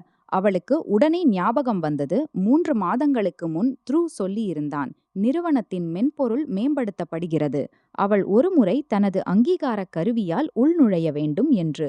அவள் அலுவலகத்தில் உட்கார்ந்து உள்நுழைந்திருந்தாள். அப்போது அவளுடைய சான்றிதழ் ஏற்றுமதி செய்யப்பட்டிருக்கலாம், அல்லது குணாலின் கணினிக்கு நிரந்தர அனுமதி கொடுக்கப்பட்டிருக்கலாம். இது வெறும் நிதி மோசடி மட்டும் அல்ல. அவளுடைய பெயரை அந்த அமைப்பின் சட்டபூர்வத்தன்மைக்கு பயன்படுத்தியிருந்தார்கள். அதில் ஏழை பெண்களின் ஊதியம் கழிக்கப்பட்டு கொண்டிருந்தது. எப்போதாவது விசாரணை நடந்தால் பதிவுகளில் அவளுடைய அனுமதி தெரியும். குடும்பம் அவளுடைய உழைப்பை அங்கீகரிக்கவில்லை, ஆனால் பொறுப்பின் சுமையை அவளுடைய பெயரில் போட்டிருந்தது. திரும்ப தேவாசுக்கு வரும்போது மைத்ரி நந்தினியிடம் சொன்னாள், அவள் 3 மாத வேலையை ஏற்றுக்கொள்கிறாள். ஆனால் ஒரு நிபந்தனையுடன், எல்லா ரசீதுகளும் வங்கி ஊதியங்களும் கொள்முதல் ஆணைகளும் மறைக்காமல் காட்டப்படும். அவள் வெறும் கணக்கை சரி செய்ய வரவில்லை, பெண்களுக்கு செலவு எப்படி நிர்ணயிக்கப்படுகிறது என்றும் ஒப்பந்தம் படிக்கும்போது எந்த விஷயங்களில் கவனம் செலுத்த வேண்டும் என்றும் புரிய வைப்பாள். நந்தினி சம்மதித்தாள். அடுத்த 4 நாட்களில் மைத்ரி தனது வாழ்க்கையை புதிய ஒழுங்கில் கட்டினாள். காலையில் அவள் கமலாவுடன் வீட்டு வேலை செய்தாள். மதியம் வரை சக்சேனாவுடன் தொடர்புடைய பழைய பதிவுகளை பாதுகாத்து, பிறகு மகேஸ்வர் குழுவின் ஊதிய பட்டியலில் வேலை செய்தாள். அவள் கமலாவின் நிலத்தின் சமீபத்திய நகலை எடுத்தாள். வருவாய் பதிவு தெளிவாக இருந்தது. நிலம் கமலா ஜோஷியின் சுயமாக வாங்கியது அல்ல, கணவரின் உயிலிலிருந்து பெற்ற மரபு சொத்து. எந்த குத்தகை அல்லது மேலாளர் பதிவும் இல்லை. அதன் பொருள் ஆவணம் இன்னும் சட்டப்பூர்வமாக அமல்படுத்தப்படவில்லை. ஆனால் அதை வங்கி அல்லது முதலீட்டாளர் முன் சம்மதத்தின் சான்றாக பயன்படுத்தலாம். மைத்ரி ஒரு சுயாதீன வழக்கறிஞரிடம் ஆரம்ப ஆலோசனை வாங்கினாள். அவர்கள் சொன்னார்கள், அனுமதியின்றி ஸ்கேன் செய்த நிறுவன கையொப்பத்தை பயன்படுத்துவது மோசடி மற்றும் போலித்தனமாக ஆகலாம். டிஜிட்டல் சான்றிதழ் தவறாக பயன்படுத்தப்பட்டிருந்தால் தகவல் தொழில்நுட்ப சட்டத்தின் கீழ் தனியாக வழக்கு இருக்கலாம். மைத்ரி இப்போது முறையான நடவடிக்கை எடுக்கவில்லை. அவள் முதலில் த்ருவ் எவ்வளவு அறிந்திருக்கிறான், முடிவு எங்கிருந்து வந்தது என்பதை அறிய விரும்பினாள். 5வது நாள் மாலையில் த்ருவ் தேவாஸ் வந்தான். அவன் வருவதை தெரிவிக்கவில்லை. கமலா துளசியில் தண்ணீர் ஊற்றிக் கொண்டிருந்தாள். வெள்ளைக்கார வீட்டு முன் நின்றது. த்ருவ் சுத்தமான சட்டை மற்றும் முறையான பேண்டில் இருந்தான். ஆனால் முகம் சோர்வாக தெரிந்தது. அவன் கையில் மிட்டாய் பெட்டி மற்றும் பழங்களின் கூடை இருந்தது. அவன் சாதாரண குடும்ப சண்டையை தீர்க்க வந்தது போல. கமலா அவனை உள்ளே அழைக்க தயங்கினாள். மைத்ரி மண்டபத்திற்கு வந்தாள். த்ருவ் மாமி என்று வணக்கம் சொல்லி, அந்த இரவு நடந்தது துரதிர்ஷ்டவசமானது என்றான். அவன் மன்னிக்கவும் என்ற வார்த்தையை சொல்லவில்லை. அவன் சொன்னான், எல்லாரும் மன அழுத்தத்தில் இருந்தார்கள். மாலாவின் கவலையில் பேச்சு மோசமாகிவிட்டது. கமலா கேட்டாள், மாலா கிடைத்தாளா? த்ருவ் தலையை அசைத்தான். அவன் சொன்னான், வீட்டில் தேடுதல் நடந்து கொண்டிருக்கிறது. போலீஸை அழைத்தால் விஷயம் பரவிவிடும். அதனால் குடும்பம் தன் மட்டத்தில் பார்த்து கொண்டிருக்கிறது. பிறகு அவன் கமலா முன் மிட்டாய் வைத்து உறவுகளில் கசப்பை வைத்துக் கொள்வது சரியல்ல என்றான். விழா கெட்டுப்போனது. சாப்பிட்டாலும் இந்த கசப்பு இருந்தது. ஆனால் இப்போது எல்லாரும் முன்னேற வேண்டும். மைத்ரி அவனுடைய மொழியை கவனமாக கேட்டாள். அவன் நிகழ்வை குற்றமல்ல, தவறான புரிதலாக மாற்றிக்கொண்டிருந்தான். அவள் கேட்டாள், உன் அம்மா சாட்சியின்றி யாரையாவது திருட்டு என்று குற்றம் சாட்டுவது தவறு என்று ஒப்புக்கொண்டாளா? த்ருவ் சொன்னான், அம்மா நேரடியாக திருட்டு என்று சொல்லவில்லை. அவர்கள் பையை திறக்க சொன்னார்கள். ஏனென்றால் சூழ்நிலை அப்படி இருந்தது. இந்த சூழ்நிலையில் அம்மா ஏழை என்பதால் த்ருவ் ஆழமாக மூச்சுவிட்டான். அவன் சொன்னான், ஒவ்வொரு விஷயத்தையும் வர்க்கம் மற்றும் அவமானத்துடன் இணைப்பது சரியல்ல. பிறகு குரலை மென்மையாக்கி மைத்ரியிடம் வீடு திரும்ப சொன்னான். அடுத்த வாரம் வங்கியில் குழு கிடங்கு திட்டத்தை பார்க்க வரவிருக்கிறது. கணக்கியல் தொடர்பான பல கேள்விகள் நின்றுள்ளன. ஊழியர்களுக்கு எந்த கோப்பு எங்கே இருக்கிறது என்று புரியவில்லை. மைத்ரி கேட்டாள், நீ என்னை மனைவியாக அழைத்து வந்தாயா அல்லது உன் வணிக கோப்புகளை எடுக்கவா? த்ருவ் கோபப்பட்டான். 2 விஷயங்களும் தனித்தனியல்ல. நம் வீடும் வியாபாரமும் இரண்டும் இணைந்தவை. மைத்ரி உள்ளே போய் போலி ரீதி ஆவணத்தின் அச்சிட்ட பக்கத்தை எடுத்து வந்தாள். அவள் அதை த்ருவ் முன் மேசையில் வைத்தாள். கமலாவும் அருகில் வந்து நின்றாள். த்ருவ் காகிதத்தை பார்த்தவுடன் முகத்தில் எந்த ஆச்சரியமும் காட்டவில்லை. அவன் சொன்னான், இது இறுதி ஒப்பந்தம் அல்ல, ஆரம்ப வரைவு. ஆரம்ப வரைவில் அம்மாவின் கையொப்பம் எப்படி வந்தது? மைத்ரி கேட்டாள். த்ருவ் பதில் சொன்னான், ஆலோசகர்கள் அடிக்கடி மாதிரிக்கு பழைய கையொப்பங்களை வைத்து விடுகிறார்கள். அதனால் எந்த சட்ட உரிமையும் உருவாகாது. மைத்ரி சொன்னாள், வங்கிக்கு அனுப்பப்படும் சம்மத படிவத்தில் மாதிரி கையொப்பம் வைக்கப்படுவதில்லை. த்ருவ் கண்களை திருப்பினான். பிறகு உண்மையான விஷயத்தை சொன்னான். கமலா பட்டியலில் கையொப்பமிட்டால் எந்த பிரச்சினையும் இருக்காது. 5 வாயின்கு குறைவான வாடகை வெறும் தொடக்கம். 5 ஆண்டுகளுக்கு கிடங்கு கட்டிய பிறகு நிலத்தின் மதிப்பும் உயரும். அவன் கமலாவுக்கு இழப்பு ஏற்படுத்தவில்லை. அவளுடைய சொத்தை வளர்த்து கொண்டிருக்கிறான். கமலா முதல் முறையாக கடுமையான குரலில் சொன்னாள், என் சொத்தின் நன்மை என் அனுமதியுடன் நடக்கும். என் போலி சம்மதத்தால் அல்ல. த்ருவ் தன்னை கட்டுப்படுத்தி கொண்டு சொன்னான், விஷயத்தை சட்ட அச்சுறுத்தல் வரை கொண்டு செல்வது குடும்ப நலனுக்கு உகந்ததல்ல. வங்கி முன்மொழிவு தடைப்பட்டால் சக்சேனாவின் புதிய மூலதனமும் நின்றுவிடும். 100கணக்கான நெசவாளர்களின் வேலை பாதிக்கப்படும். அவன் பொறுப்பின் சுமையை மைத்ரி மற்றும் கமலா மீது போட முயன்றான். அவளுடைய கையொப்பம் இல்லாதது ஏழை தொழிலாளர்களின் வாழ்வாதாரத்தை பறிப்பது போல. மைத்ரி மகேஷ்வர் விஷயத்தை கொண்டு வந்தாள். ஊதிய ரசீதுகளை அவன் முன் வைத்தாள். அவள் சகுந்தலா பாயின் ரசீதை காட்டி 6 சேலைகளின் ஊதியத்தில் 8000க்கு மேல் கழிவு ஏன் நடந்தது என்று கேட்டாள். த்ருவ் ரசீதை ஒரு பார்வை பார்த்து, இது குணாலின் துறை என்றான். உற்பத்தியில் தர தொடர்பான கழிவு சாதாரணம். மைத்ரி சொன்னாள், இந்த கழிவுகளின் டிஜிட்டல் அனுமதி என் பெயரில் நடந்திருக்கிறது. நான் இவற்றை அனுமதிக்கவில்லை. த்ருவின் கண்களில் ஒரு கணம் அசௌகரியம் தெரிந்தது. அவன் கேட்டான், மைத்ரிக்கு இந்த ஆவணங்கள் எங்கிருந்து கிடைத்தன? கேள்வியின் குரல் கணவனின் அல்ல, பிடிபட்ட மேலாளரின். மைத்ரி பதில் சொல்ல மறுத்தாள். அவள் கேட்டாள், த்ருவுக்கு அவளுடைய டிஜிட்டல் சான்றிதழ் பயன்படுத்தப்பட்ட விவரம் தெரியுமா? த்ரூவ் சொன்னான், நிறுவனத்தில் பல செயல்முறைகள் தானியங்கி. ஊழியர்கள் பழைய அனுமதியை பயன்படுத்தியிருக்கலாம். அவன் இந்தூர் திரும்பி விசாரிப்பான். ஆனால் இப்போது மிக அவசியமானது நில விவகாரம். குத்தகை முடிந்தால் வங்கி வரம்பு கிடைக்கலாம். மற்ற கணக்குகளை பிறகு சரி செய்யலாம். அந்த தருணத்தில்தான் மைத்ரியின் மனதின் இறுதி மாயையும் உடைந்தது.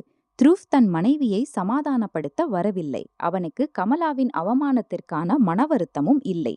போலி கையொப்பத்திற்கான பயமும் இல்லை. நெசவாளர்களின் கழிக்கப்பட்ட ஊதியத்திற்கான கவலையும் இல்லை. அவனுக்கு ஒவ்வொரு தவறான செயலும் ஒரு செயல்முறை சிக்கல். வியாபாரம் நடந்தால் போதும், குடும்பத்தின் மரியாதை பாதுகாக்கப்பட்டால் போதும். மைத்ரி மெதுவாக ஆவணங்களை சேகரித்து சொன்னாள், உனக்கு இன்றும் தோன்றுகிறதா பிரச்சினை நான் வீட்டை விட்டு வெளியேறியதால் ஏற்பட்டது என்று? பிரச்சினை இதுதான். நீ ஒவ்வொரு உறவையும் வியாபாரத்திற்கு பயன்படுத்தி தகுதியான சொத்தாக நினைத்துவிட்டாய். என் உழைப்பு, அம்மாவின் நிலம், நெசவாளர்களின் பணம், என் பெயர் கூட. த்ரூவ் எழுந்து நின்றான். அவன் முகம் சிவந்திருந்தது. அவன் சொன்னான், மைத்ரி உணர்ச்சிகளில் அகப்பட்டு பல ஆண்டுகளின் உழைப்பை அழித்து கொண்டிருக்கிறாள். சக்சேனா வெறும் அவனுடையது மட்டும் அல்ல, அவர்களுடைய பொது எதிர்காலம்.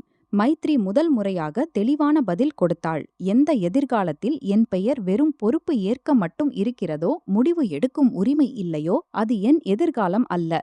த்ரூவ் சிறிது நேரம் கதவு அருகில் நின்றான். ஒருவேளை கமலா மகளை தடுப்பாள் என்று எதிர்பார்த்திருக்கலாம். ஆனால் கமலா மிட்டாய் பெட்டியை தூக்கி அவன் கையில் திருப்பிக் கொடுத்தாள். அவர்கள் சொன்னார்கள், உன் அம்மா ஒரு குற்றமற்ற பெண்ணை திருடன் என்று சொன்னதை நினைவு கூறும்போது வா. நில ஆவணங்களுடன் அல்ல. த்ரூவ் வணக்கம் சொல்லாமல் வெளியே சென்றான். கார் சென்ற பிறகு வீட்டில் நீண்ட நேரம் அமைதி நிலவியது. கமலா முற்றத்தை பார்த்தபடி கேட்டாள், இப்போது என்ன நடக்கும்? மைத்ரி பதில் சொன்னாள், முதலில் அவள் தன் பெயரையும் நிலத்தையும் பாதுகாப்பாள். பிறகு அவளுடைய பெயரில் ஊதியம் கழிக்கப்பட்ட அந்த பெண்களின் கணக்கை செய்வாள். அன்றிரவு மைத்ரி முதல் முறையாக சக்சேனா விஸின் முதன்மை சர்வரில் நுழைய முயன்றாள். ஆனால் அவளுடைய கடவுச்சொல் மாற்றப்பட்டிருந்தது. சில நிமிடங்களுக்குப் பிறகு அவளுடைய மின்னஞ்சலில் அறிவிப்பு வந்தது. அவளுடைய நிர்வாக அணுகல் ரத்து செய்யப்பட்டுவிட்டது என்று. த்ரூவ் தேவாஸிலிருந்து இந்தூர் வரும் முன்பே நடவடிக்கை எடுத்திருந்தான். மைத்ரி திரையை பார்த்தபடி இருந்தாள். பயத்திற்கு பதிலாக அவள் உள்ளே ஒரு விசித்திரமான அமைதி இருந்தது.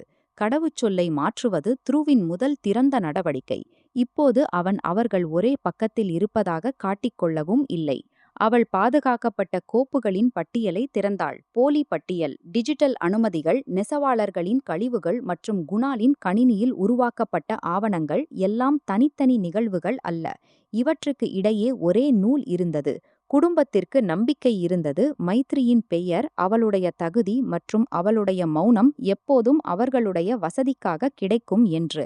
அடுத்த காலை அவள் நந்தினியை அழைத்துச் சொன்னாள். அவள் வெறும் 3 மாத ஆலோசகர் ஆகமாட்டாள். அவள் பெண்கள் குழுவின் முழு ஊதிய அமைப்பை தயாரிப்பதிலும் நேரடி சந்தையுடன் இணைப்பதிலும் சக்சேனாவிஸுடன் தொடர்புடைய பழைய பரிவர்த்தனைகளின் சுயாதீன மறுஆய்வில் உதவுவாள். தொலைபேசியை வைத்த பிறகு அவள் மண்டபத்தில் உட்கார்ந்திருந்த கமலாவை பார்த்தாள். அம்மா பழைய துப்பட்டாக்களால் துணிப்பைகளை தைத்து கொண்டிருந்தாள். அவளுடைய கண்களில் கடந்த இரவுகளின் சோர்வு இன்னும் இருந்தது. ஆனால் கைகள் நிலையாக இருந்தன. மைத்ரி அவள் அருகில் உட்கார்ந்தாள். கமலா கேட்டாள், நீ திரும்பி போக மாட்டாயா?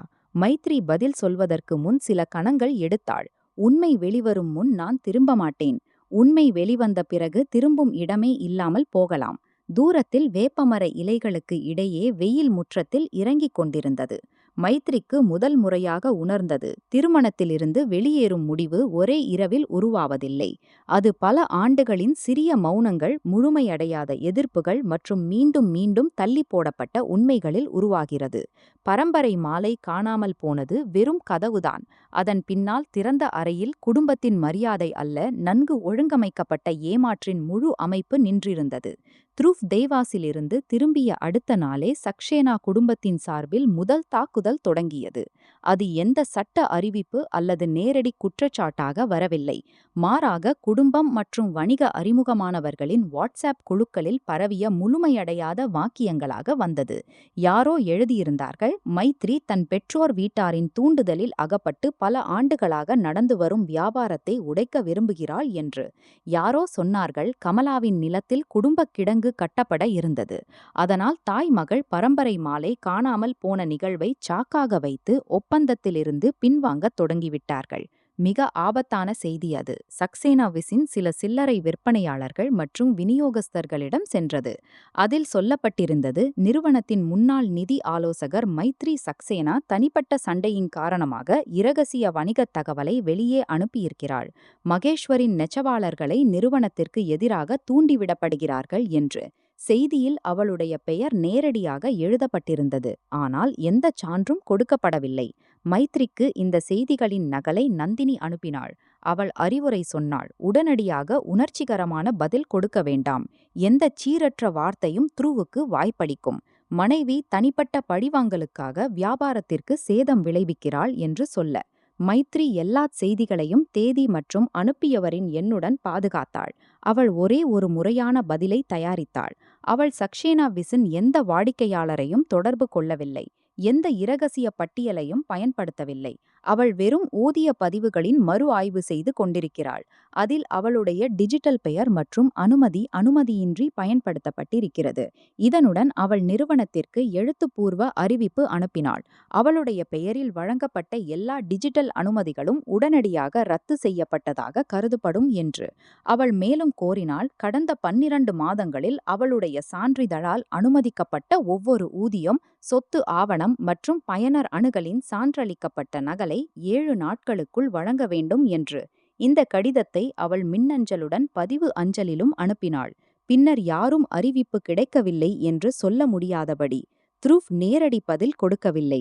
நிறுவனத்தின் ஒரு அதிகாரப்பூர்வ மற்றும் சுருக்கமான மின்னஞ்சல் வந்தது. மைத்ரி திருமணத்தின் போது சுயமாக வியாபாரத்தில் உதவியிருந்தாள். நிறுவனத்தின் உள் செயல்முறைகளை அவள் முழுமையாக அறிந்திருந்தாள் என்று. டிஜிட்டல் அனுமதிகள் தொடர்பான குற்றச்சாட்டுகள் அடிப்படை இல்லாதவை என்று கூறப்பட்டது.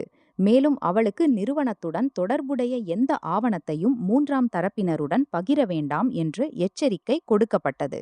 மைத்ரி கடிதத்தை படித்து புரிந்து கொண்டாள். த்ருவ் இப்போது கணவனாக அல்ல, சாத்தியமான எதிர்பக்கமாக நடந்து கொண்டிருக்கிறான் என்று. அவள் அன்றிரவு ஒரு சைபர் சட்ட நிபுணரை சந்தித்தாள். நிபுணர் அவளிடம் உள்ள கோப்புகளின் அசல் தகவல், மின்னஞ்சல் தலைப்பு விவரங்கள் மற்றும் டிஜிட்டல் கையொப்ப பதிவுகளை ஆய்வு செய்தார். ஆரம்ப ஆய்வில் தெரிந்தது, பல தொழிலாளர் ஊதிய ரசீதுகள் இந்தூர் அலுவலகத்தின் ஒரு நிரந்தர கணினியிலிருந்து அனுமதிக்கப்பட்டிருக்கின்றன.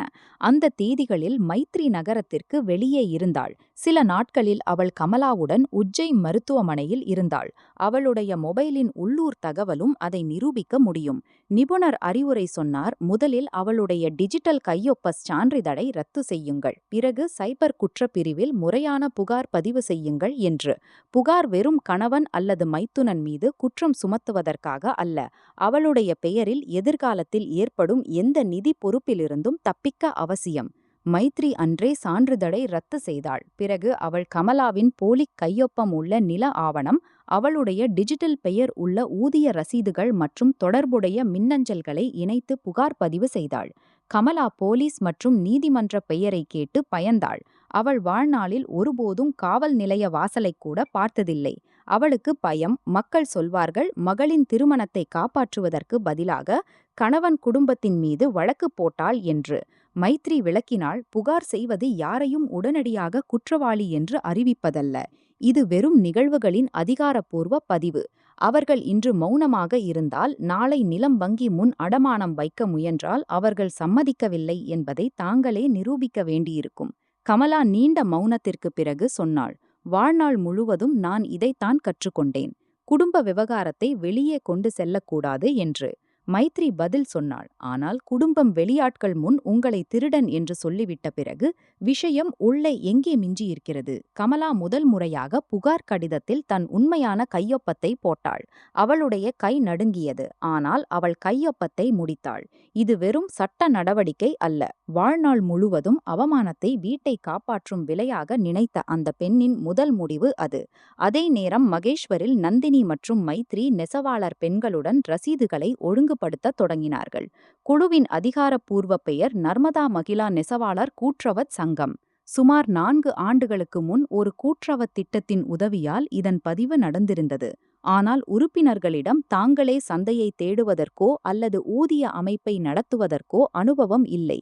அதனால் சங்கம் சக்சேனாவிஸுடன் 3 ஆண்டு மேலாண்மை மற்றும் கொள்முதல் ஒப்பந்தம் செய்திருந்தது. ஒப்பந்தத்தின்படி சக்சேனா விசுக்கு மூல நூல் வழங்குவது, வடிவமைப்பு கொடுப்பது, தயாரிப்பு பொருளை வாங்குவது மற்றும் உறுப்பினர்களுக்கு ஊதியத்தை நிர்வகிக்கும் அதிகாரம் கிடைத்திருந்தது. அதற்கு ஈடாக நிறுவனத்திற்கு நிர்ணயிக்கப்பட்ட சேவை கட்டணம் கிடைக்கும். த்ருவை சங்கத்தின் கொள்முதல் மற்றும் ஊதிய செயல்பாட்டின் வெளி ஒருங்கிணைப்பாளராக நியமித்திருந்தார்கள். குணால் அவன் சார்பில் உள்ளூர் பதிவுகள் மற்றும் சரக்கு எடுப்பதை பார்த்து கொண்டான். இந்த அமைப்பில் த்ருவ் சங்கத்தின் உரிமையாளர் அல்ல, ஆனால் அவனுக்கு அவ்வளவு அதிகாரம் கிடைத்திருந்தது. பெரும்பாலான பெண்கள் அவனையே இறுதி முடிவு எடுப்பவராக நினைத்தார்கள். சங்கத் தலைவர் பிரபாவதி பாய் படிப்பறிவு குறைவு. த்ருவ் தயாரித்த விவரங்களை நம்பினாள். மாதாந்திர கூட்டங்களில் மொத்த தொகை சொல்லப்படும். தனிப்பட்ட கழிவுகள் குறித்து விவாதம் நடக்காது. உறுப்பினர்கள் கையொப்பம் அல்லது கட்டை விரல் பதித்து ஊதியம் வாங்க வேண்டும். மைத்ரி கடந்த 18 மாதங்களின் 4,80,000 ரசீதுகளின் மாதிரியை எடுத்தாள். அந்த ரசீதுகளை நூல் விநியோகம், தயாரிப்பு பொருள் பெறுதல் மற்றும் வங்கி ஊதியத்துடன் ஒப்பிட்டாள். 5 நாட்களில் தெளிவான முறை வெளிப்பட்டது. சங்கத்தின் முதன்மை கணக்குகளிலிருந்து சக்சேனா விசுக்கு ஒப்பந்தத்தில் நிர்ணயிக்கப்பட்ட முழு தொகையும் கொடுக்கப்பட்டது. ஆனால் பெண்களுக்கு ஊதியம் கொடுக்கும்போது பல்வேறு காரணங்களால் கழிவு செய்யப்பட்டது. கழிக்கப்பட்ட தொகை சங்கத்தின் கணக்கில் திரும்பி வரவில்லை. அதை தர சரிசெய்தல் என்ற பெயரில் ஒரு உள் கணக்கிற்கு மாற்றினார்கள். அதன் மீது த்ருவ் மற்றும் குணாலுக்கு மட்டும் கட்டுப்பாடு இருந்தது. தொகை ஒரே முறையில் மிக பெரியதல்ல. ஒரு பெண்ணிடமிருந்து 2,000, இன்னொருவரிடமிருந்து 500,000, வேறொருவரிடமிருந்து 8,000. நீண்ட காலம் எந்த வணிக சந்தேகமும் எழவில்லை. ஆனால் 18 மாதங்களில் இந்த மொத்த தொகை சுமார் 28 லட்சமாக ஆகியிருந்தது.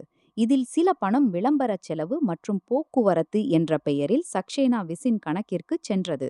மீதி குணாலுடன் தொடர்புடைய தனிப்பட்ட ஊதியங்களில் பிரிக்கப்பட்டு தெரிந்தது.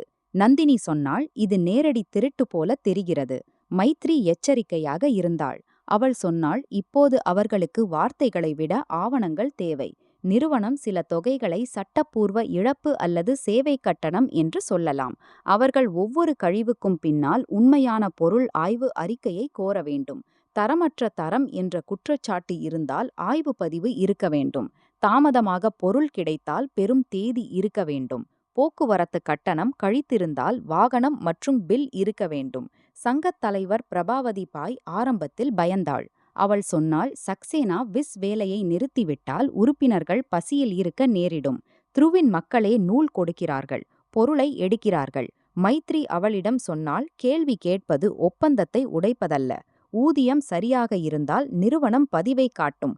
பதிவு இல்லை என்றால் பெண்களுக்கு தெரியும் உரிமை உண்டு, அவர்களுடைய ஊதியம் எங்கே போனது என்று.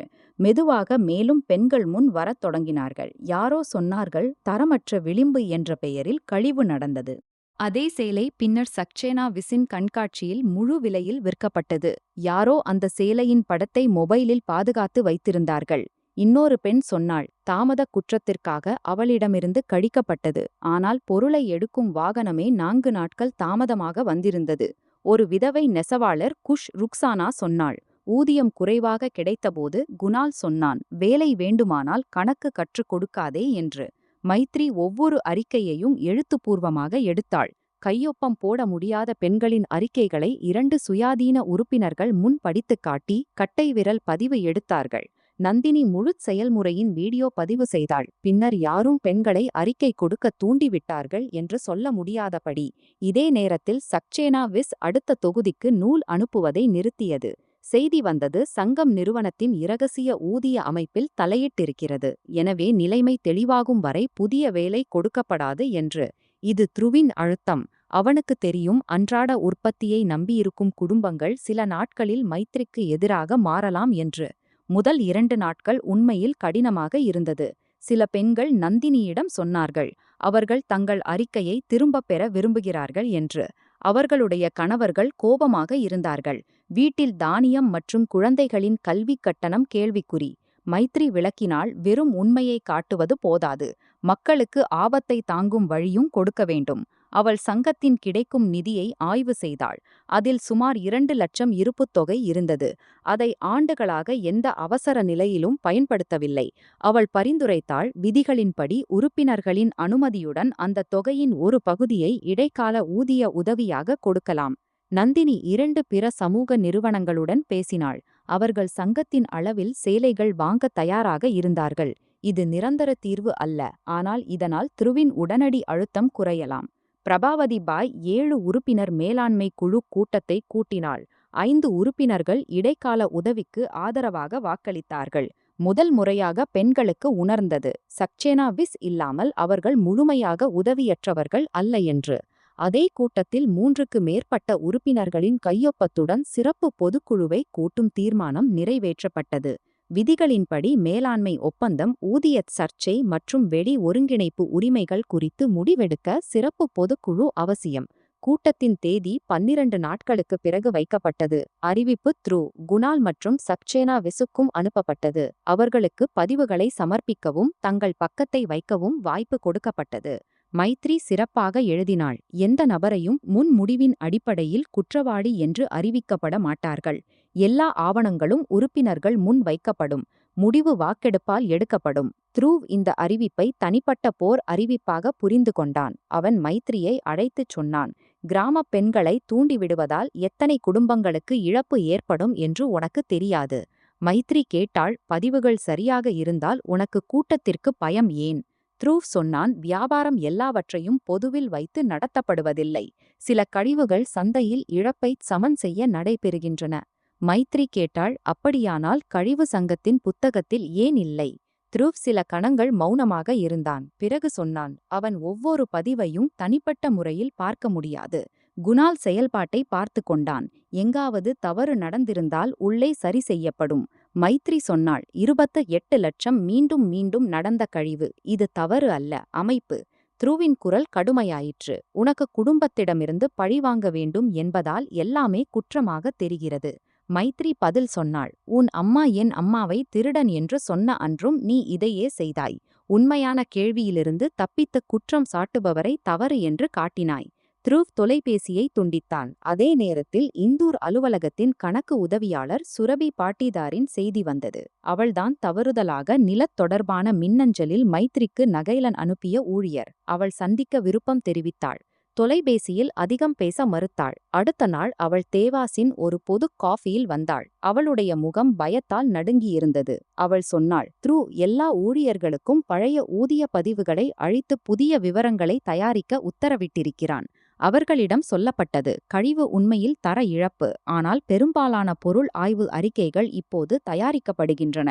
சுரபி ஒப்புக்கொண்டால் அவளும் சில பின்தேதி பதிவுகளை செய்திருந்தாள். வேலை போய்விடும் பயத்தால் அவள் மௌனமாக இருந்தாள். ஆனால் மைத்ரியின் டிஜிட்டல் பெயரில் அனுமதி தெரிந்தபோது புரிந்தது, எதிர்காலத்தில் முழு பொறுப்பும் வேறு யாரோ மீது போடப்படலாம்.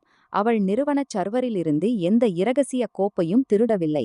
ஆனால் தயாரிக்க உத்தரவிடப்பட்ட அறிக்கைகளின் நகல்கள் மற்றும் உத்தரவு மின்னஞ்சல்களை தன் பாதுகாப்புக்காக வைத்திருந்தாள். அவள் இன்னொரு ஆவணத்தை மேசையில் வைத்தாள். அது இந்தூரின் ஒரு தனியார் தங்க நிறுவனத்தின் ரசீது. கடன் வாங்கியவரின் பெயர் குணால் சக்சேனா. அடமானம் வைத்த பொருளின் விவரத்தில் எழுதப்பட்டிருந்தது சுமார் 110 கிராம் தங்க மாலை. நடுவில் சிவப்பு செயற்கை மாணிக்கம். குடும்ப வடிவமைப்பு. தொகை 6 லட்சம். தேதி திருமண ஆண்டு விழா நடந்த அதே நாள். ஆனால் நேரம் இரவு 9:45. மைத்ரி ரசீதை பார்த்தவுடன் கேட்டாள், இது நிறுவன பதிவில் எப்படி வந்தது? சுரபி சொன்னாள், குணால் அந்த நிறுவனத்திற்கு வட்டி செலுத்துவதை நிறுவனத்தின் அவசரச் செலவு கணக்கிலிருந்து செய்திருந்தான். செலுத்தியதற்கான சான்றாக ரசீதை ஸ்கேன் செய்து அவனுடைய செலவு கோப்புறையில் விட்டுவிட்டான். அடுத்த நாள் த்ரு சுரபியிடம் அந்த ஸ்கேனை அழிக்க சொல்லி அந்த செலுத்தலை கண்காட்சி பாதுகாப்பு வைப்பாக பதிவு செய்ய உத்தரவிட்டான். அதன் பொருள், த்ருவுக்கு மாலை பற்றிய விவரம் அடுத்த நாளே தெரிந்திருந்தது. இருந்தும் மைத்ரி வெறும் ரசீதின் அடிப்படையில் இறுதி முடிவுக்கு வரவில்லை. ஆவணம் போலியாகவும் இருக்கலாம். அவள் சுரபியிடம் எழுத்துப்பூர்வ அறிக்கை கொடுக்க சொன்னாள். சுரபி பயந்தாள். அவள் சொன்னாள், வேலை போய்விடும். மைத்ரி தெளிவாக சொன்னாள், அவளை வற்புறுத்த மாட்டாள். ஆனால் விசாரணையில் பின்தேதி போலி பதிவுகள் கிடைத்தால் அவளுடைய கையொப்பமும் கேள்விக்குள்ளாகும். உண்மை சொல்வது வெறும் பிறருக்கு உதவி அல்ல, அவளுடைய சொந்த பாதுகாப்பும். சுரபி 2 நாள் அவகாசம் கேட்டாள். மைத்ரி ரசீதின் நகலை சைபர் புகாரை பார்த்து கொண்டிருக்கும் வழக்கறிஞரிடம் கொடுத்தாள். கமலாவின் சார்பில் முதல் புகாரில் இந்த கூடுதல் தகவல் சேர்க்கப்பட்டது. ஏனென்றால் கமலாவை பொதுவில் அதே மாலையின் திருட்டுடன் இணைத்திருந்தார்கள்.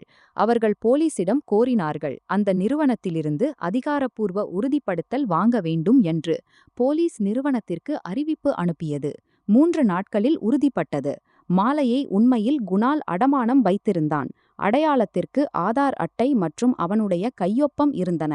நிறுவன நுழைவு கண்காணிப்பு கேமராவிலும் இருந்தது. தேதி பதிவு செய்யப்பட்டிருந்தது. விசாரணையில் ஒரு விசித்திரமான விஷயம் வெளிப்பட்டது. குணால் மாலையை விழாவுக்கு 3 நாட்களுக்கு முன்பே அடமானம் வைத்திருந்தான். விழா நாளில் சில மணி நேரத்திற்கு நிறுவனத்திலிருந்து நகைகளை திரும்பப் பெற்றிருந்தான். சவிதா அதை அணிய விரும்பினாள். அதற்கு ஈடாக கூடுதல் பாதுகாப்புத் தொகை செலுத்தியிருந்தான். பூஜைக்குப் பிறகு மாலையை மீண்டும் எடுத்துச் சென்றான். அன்றிரவு திரும்ப நிறுவனத்தில் வைத்திருந்தான். அதனால் சவிதா அதை உண்மையில் இழுப்பறையில் வைத்திருந்தாள். ஆனால் பின்னர் குணால் எடுத்துவிட்டான். போலீஸ் குணாலை முறைசாரா விசாரணைக்கு அழைத்தது. அவன் முதலில் தள்ளி போட்டான். த்ரூவ் தன் வழக்கறிஞருடன் வந்து சொன்னான், இது குடும்ப நகை. குணாலுக்கு அம்மாவின் வாய்மொழி அனுமதி இருந்தது. சவிதாவும் மகனை காப்பாற்ற அதே கூற்றை மீண்டும் சொன்னாள். விழா இரவில் அவர்களே திருட்டு குற்றச்சாட்டை சுமத்தியிருந்தார்கள். அதிகாரி கேட்டார், அனுமதி இருந்தால் கமலாவின் பையை தேட ஏன் கேட்டார்கள் என்று. சரிதா சொன்னாள், அப்போது அவர்களுக்கு தவறான புரிதல் ஏற்பட்டிருந்தது. அவன் நினைத்திருந்தான், சில நாட்களில் எல்லாம் சரி செய்து விடுவேன் என்று. கமலா அவனை பார்த்துச் சொன்னாள், உங்களுக்கு எல்லாம் சரியாகும் என்பதன் பொருள் உங்கள் தம்பி காப்பாற்றப்படுவான், உங்கள் அம்மாவின் மரியாதை காப்பாற்றப்படும், என் நெற்றியில் திருட்டுக்கரை நீடிக்கும் என்பதே. த்ருவிடம் எந்த பதிலும் இல்லை. கூட்டத்தின் இறுதிக்கட்டம் வாக்கெடுப்பு. தீர்மானம் தெளிவான வார்த்தைகளில் படிக்கப்பட்டது. முதலாவது, சக்சேனாவிஸுக்கு வழங்கப்பட்ட ஊதியம் மற்றும் கொள்முதல் செயல்பாட்டு அதிகாரம் உடனடியாக இடைநிறுத்தப்படும். இரண்டாவது, த்ருவ் மற்றும் குணாலின் எல்லா பிரதிநிதித்துவ அனுமதிகளும் திரும்பப் பெறப்படும். மூன்றாவது, கடந்த 24 மாதங்களின் கணக்குகளின் சுயாதீன தணிக்கை நடத்தப்படும். நான்காவது, சாத்தியமான நிறுத்தப்பட்ட ஊதியத்திற்காக தனி பாதுகாப்பு கணக்கு உருவாக்கப்படும். ஐந்தாவது, விசாரணை முடியும் வரை எந்த உறுப்பினரையும் வேலையிலிருந்து தடுப்பது அல்லது அறிக்கையை திரும்பப் பெற அழுத்தம் கொடுப்பது ஒப்பந்த முடிவு நடவடிக்கைக்கு உட்படும். த்ருவின் வழக்கறிஞர் சொன்னார், ஒப்பந்தத்தை இப்படி ஒருதலைபட்சமாக தாமதப்படுத்த முடியாது. மாவட்ட பார்வையாளர் விதிகளின் தொடர்புடைய பிரிவை படித்தார். அதன்படி நிதி முறைகேட்டின் முதல் பார்வை சான்றின் அடிப்படையில் சிறப்பு பொதுக்குழு 3இல் 2 பங்கு பெரும்பான்மையால் செயல்பாட்டு அதிகாரத்தை தற்காலிகமாக நிறுத்தலாம். இறுதி ஒப்பந்த முடிவு தணிக்கைக்கு பிறகு தீர்மானிக்கப்படும். இரகசிய வாக்கெடுப்பு நடத்தப்பட்டது. 1-8 வந்திருந்த உறுப்பினர்களில் 96 பேர் தீர்மானத்திற்கு ஆதரவாக வாக்களித்தார்கள். 7 பேர் எதிர்த்தார்கள். 5 வாக்குகள் செல்லாதவை. முடிவை கேட்டவுடன் மண்டபத்தில் எந்த விழாவும் நடக்கவில்லை. பெண்கள் தீவிரமாக இருந்தார்கள். அவர்கள் புரிந்து கொண்டார்கள், அதிகாரத்தை திரும்பப் பெறுவது முதல் படி. இப்போது அவர்கள் தாங்களே அமைப்பை நடத்த வேண்டும். இருந்தும் அந்த தருணத்தில் ஆண்டுகளின் பயம் உடைந்திருந்தது. த்ருவின் ஊதியம் மற்றும் கொள்முதல் தொடர்பான அதிகாரம் உடனடியாக முடிவுக்கு வந்தது. சங்கக் கணக்கிலிருந்து எந்த புதிய தொகையும் அவன் அல்லது குணாலின் உத்தரவில் வெளியிட முடியாது. சுயாதீன தணிக்கை குழுவுக்கு அடுத்த வாரம் வேலை தொடங்க உத்தரவிடப்பட்டது. த்ருவ் தன் நாற்காலியில் உட்கார்ந்திருந்தான். அவன் முன் எந்த நீதிமன்றமும் இல்லை, எந்த சுயாதீன தொழிலதிபரும் இல்லை. அந்த பெண்கள் அவனை அதிகாரத்திலிருந்து நீக்கியிருந்தார்கள். அவர்களுடைய உழைப்பை அவன் எப்போதும் சிதறிய, சார்ந்திருக்கும் மற்றும் மலிவானதாக நினைத்திருந்தான். மைத்ரி அவனை பார்த்தாள். ஆனால் அவளுக்கு வெற்றியின் மகிழ்ச்சி இல்லை. அவளுக்கு வெறும் ஒரு கசப்பான உண்மை தெரிந்தது. த்ருவ் தன் எல்லாவற்றையும் ஒரே பெரிய தவறில் இழக்கவில்லை. அவன் ஒவ்வொரு முறையும் உண்மையுடன் சிறிது சமரசம் செய்தான். ஒவ்வொரு முறையும் குடும்பத்தின் பெயரால் ஏதோ ஒரு பலவீனமான நபரை மௌனமாக்கினான். ஒவ்வொரு முறையும் முடிவு வரும் முன் நிலைமையை சமாளித்து விடுவேன் என்று நம்பினான். கூட்டம் முடிந்ததும் கமலா தன் மூடிய பையை தூக்கினாள். இந்த முறை மக்கள் அவளுக்கு வழிவிட்டு முணுமுணுக்கவில்லை. பிரபாவதி பாய் முன் வந்து கைகளை கூப்பிச் சொன்னாள், எங்கள் எல்லோர் முன் உங்களுக்கு தவறு நடந்தது. இன்று அந்த உண்மையும் எல்லோர் முன் வந்திருக்கிறது. கமலாவின் கண்களில் கண்ணீர் இருந்தது. ஆனால் அவளுடைய முதுகு நிமிர்ந்திருந்தது. அவள் சொன்னாள், உண்மை தாமதமாக வந்திருக்கிறது. ஆனால் இப்போது அதை மீண்டும் மறைக்க விடாதீர்கள். வெளியே நர்மதாவின் திசையிலிருந்து குளிர்ந்த காற்று வீசிக்கொண்டிருந்தது. த்ருவ் பின்னால் இருந்து மைத்ரியை அழைக்க முடியும். ஆனால் அவன் அழைக்கவில்லை. ஒருவேளை முதல் முறையாக அவனுக்கு புரிந்தது, வெறும் மன்னிப்பு வார்த்தை போதாது என்று. அவன் இதுவரை குடும்பம், வியாபாரம் மற்றும் கட்டாயம் என்று பெயரிட்டு வந்த எல்லா முடிவுகளுக்கும் பதில் சொல்ல வேண்டும். மைத்ரி அம்மாவுடன் படிகளில் இறங்கினாள். அவள் முன் தணிக்கை, சட்டப்புகார், நெசவாளர்களின் நிறுத்தப்பட்ட ஊதியம் மற்றும் தன் திருமணத்தின் இறுதி முடிவு மீதமிருந்தன. ஆனால் மிக கடினமான திரை ஏற்கனவே உயர்த்தப்பட்டிருந்தது. திருவதானே ஒப்புக்கொண்டிருந்தான். அவன் உண்மையை அறிந்திருந்தான். இருந்தும் மௌனமாக இருந்தான். இப்போது இது காணாமல் போன மாலையின் கதை அல்ல. இது அந்த அமைப்பின் விவகாரமாக மாறியிருந்தது. அதில் வலிமையானவர்கள் தங்கள் குற்றங்களை குடும்ப மரியாதை என்று அழைத்தார்கள். பலவீனமானவர்களின் மௌனத்தை சம்மதமாக புரிந்து கொண்டார்கள். சிறப்பு பொதுக்குழுவுக்கு பிறகு இந்தூர் திரும்பியபோது சக்சேனா விசின் அலுவலகம் முன்பு போலவே தெரிந்தது. ஆனால் உள்ளே அவனுடைய அதிகாரம் முடிவுக்கு வந்திருந்தது. வரவேற்பு அறையில் ஊழியர்கள் தங்கள் இடங்களில் உட்கார்ந்திருந்தார்கள். கிடங்கில் சரக்கு கட்டுகள் வைக்கப்பட்டிருந்தன. சுவரில் நிறுவனத்தின் பளபளப்பான பெயர் இன்னும் இருந்தது. வித்தியாசம் வெறும் இவ்வளவுதான். நர்மதா மகிழா நெசவாளர் கூட்டுறவுச் சங்கத்தின் கணக்கு, ஊதிய பட்டியல் மற்றும் புதிய கொள்முதல் செய்திகளில் அவன் அல்லது குணாலின் கையொப்பம் இனி செல்லாது. கணக்குத்துறைக்கு உத்தரவு கிடைத்திருந்தது. சுயாதீன தணிக்கையாளர்களுக்கு எல்லா பதிவுகளையும் கிடைக்கச் செய்ய வேண்டும் என்று. தன் சொந்த அலுவலக அறையின் அந்த அலமாரியை திறக்க வேண்டியிருந்தது. அதன் சாவி ஆண்டுகளாக அவன் அல்லது குணாலிடம் மட்டும் இருந்தது. தணிக்கைக் குழு வங்கி விவரங்கள், தர அறிக்கைகள், போக்குவரத்து பில்கள், பண ஊதிய பதிவேடு மற்றும் டிஜிட்டல் பயனர் அணுகலை கேட்டது. ஒவ்வொரு காகிதத்துடனும் த்ருவுக்கு உணர்ந்தது ஆண்டுகளாக உருவாக்கிய கட்டுப்பாடு மெதுவாக அவன் கைகளிலிருந்து நழுவிக் கொண்டிருக்கிறது என்று. சரிதா இந்த முடிவை ஏற்க முடியவில்லை. வீடு வந்தவுடன் அவள் சொன்னாள், கிராமத்தின் சில படிப்பறிவற்ற பெண்களுக்கு எங்கள் குடும்ப முடிவுகள் மீது கேள்வி எழுப்பும் உரிமையை யார் கொடுத்தார்கள்? அவளுடைய கருத்தில் மைத்ரி வேண்டுமென்றே கமலாவை முன்வைத்து முழு குடும்பத்தையும் அவமானப்படுத்தினாள். அவள் மீண்டும் மீண்டும் சொல்லிக் கொண்டிருந்தாள், மாலை விவகாரம் வீட்டுக்குள்ளேயே தீர்க்கப்படலாம். தொழிலாளர் கழிவும் வியாபாரத்தின் சாதாரண செயல்முறை. வினோத் சக்சேனா கூட்டத்தின் ஒரு மூலையில் மௌனமாக இருந்தார். ஆண்டுகளாக நோய் மற்றும் வீட்டுச் சண்டையிலிருந்து விலகியிருந்ததால் வியாபார பொறுப்பை மகன்களிடம் விட்டிருந்தார். ஆனால் சவிதா சொன்னபோது எல்லாம் குடும்பத்தை காப்பாற்ற செய்தான் என்று அவர் முதல் முறையாக மெதுவாக கேட்டார். எந்த குடும்பத்தை காப்பாற்றினீர்கள்? அந்த குடும்பத்தை, குற்றமற்ற ஒரு பெண்ணை திருடன் என்று சொல்லி உண்மையை அறிந்தும் எல்லாரும் மௌனமாக இருந்த குடும்பத்தை. சவிதா அவரை உற்று பார்த்தாள். ஒருவேளை கணவனிடமிருந்து இப்படிப்பட்ட கேள்வியை அவள் எதிர்பார்க்கவில்லை. வினோத் தொடர்ந்து சொன்னார், குடும்பத்தின் மரியாதை உண்மையிலிருந்து உருவாகிறது, அதை மறைப்பதிலிருந்து அல்ல. கமலா அவளுடைய மனைவி மீது அப்படிப்பட்ட குற்றச்சாட்டை சுமத்தியிருந்தால் அதையும் சிறிய தவறான புரிதல் என்று சொல்வீர்களா? அறையில் எந்த பதிலும் வரவில்லை. குணால் மிகவும் பயந்திருந்தான். போலீஸ் விசாரணையில் மாலையை அடமானம் வைத்தது உறுதிப்படுத்தப்பட்டிருந்தது. அவனுடைய தனிப்பட்ட கடன், சூதாட்டத்திலிருந்து மீட்கப்பட்ட ஊதியம் மற்றும் நிறுவன கணக்குகளிலிருந்து எடுக்கப்பட்ட தொகையும் வெளிவரத் தொடங்கியிருந்தது.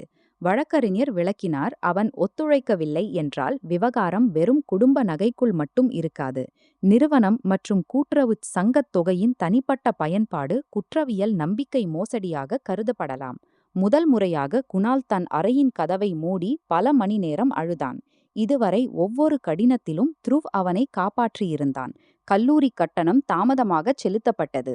விபத்தில் பைக் உடைந்தது. நண்பர்களுடன் சண்டை அல்லது கிரெடிட் கார்டு பில் அதிகரித்தது.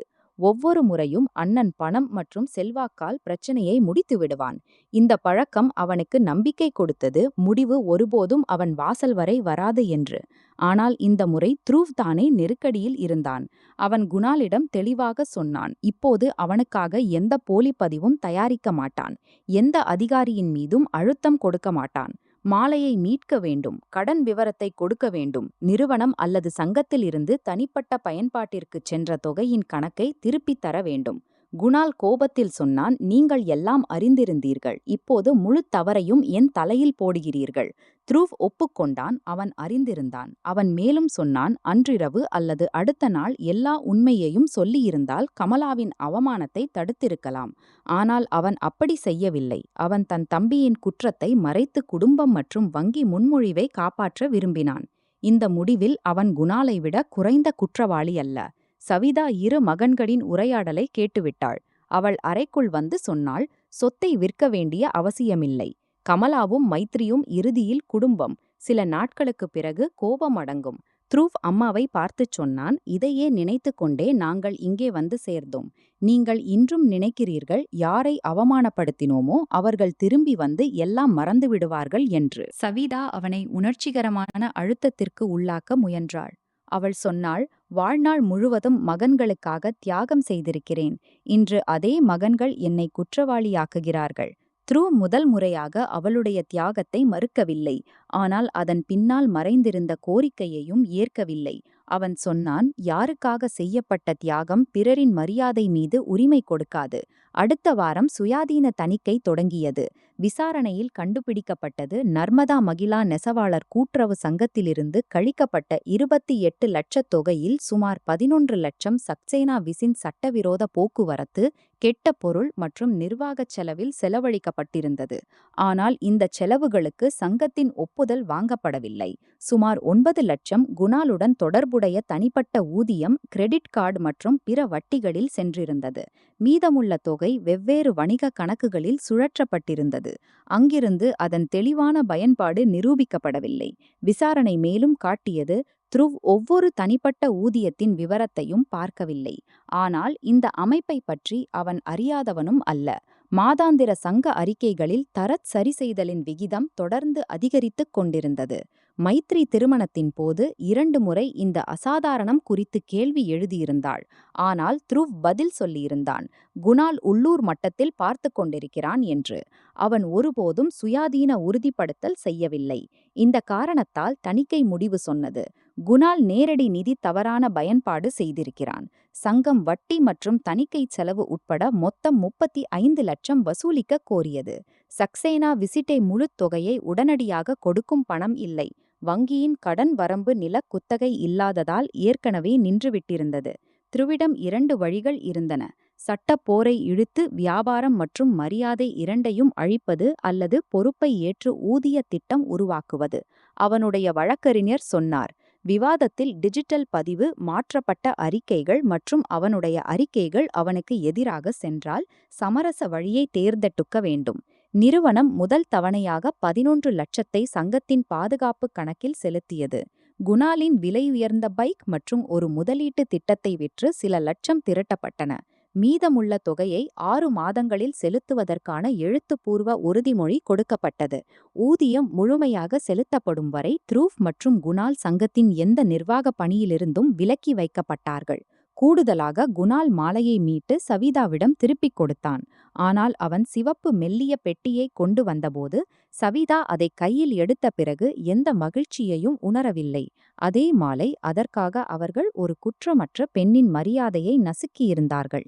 இப்போது அது குடும்ப மரியாதையின் சின்னமாக இல்லாமல் அவளுடைய முடிவின் சாட்சியாக தோன்றியது. வினோத் சொன்னார், மாலையை பெட்டகத்தில் வைக்கும் முன் கமலாவிடம் மன்னிப்பு கேட்க வேண்டும். சவிதா பல நாட்கள் மறுத்தாள்.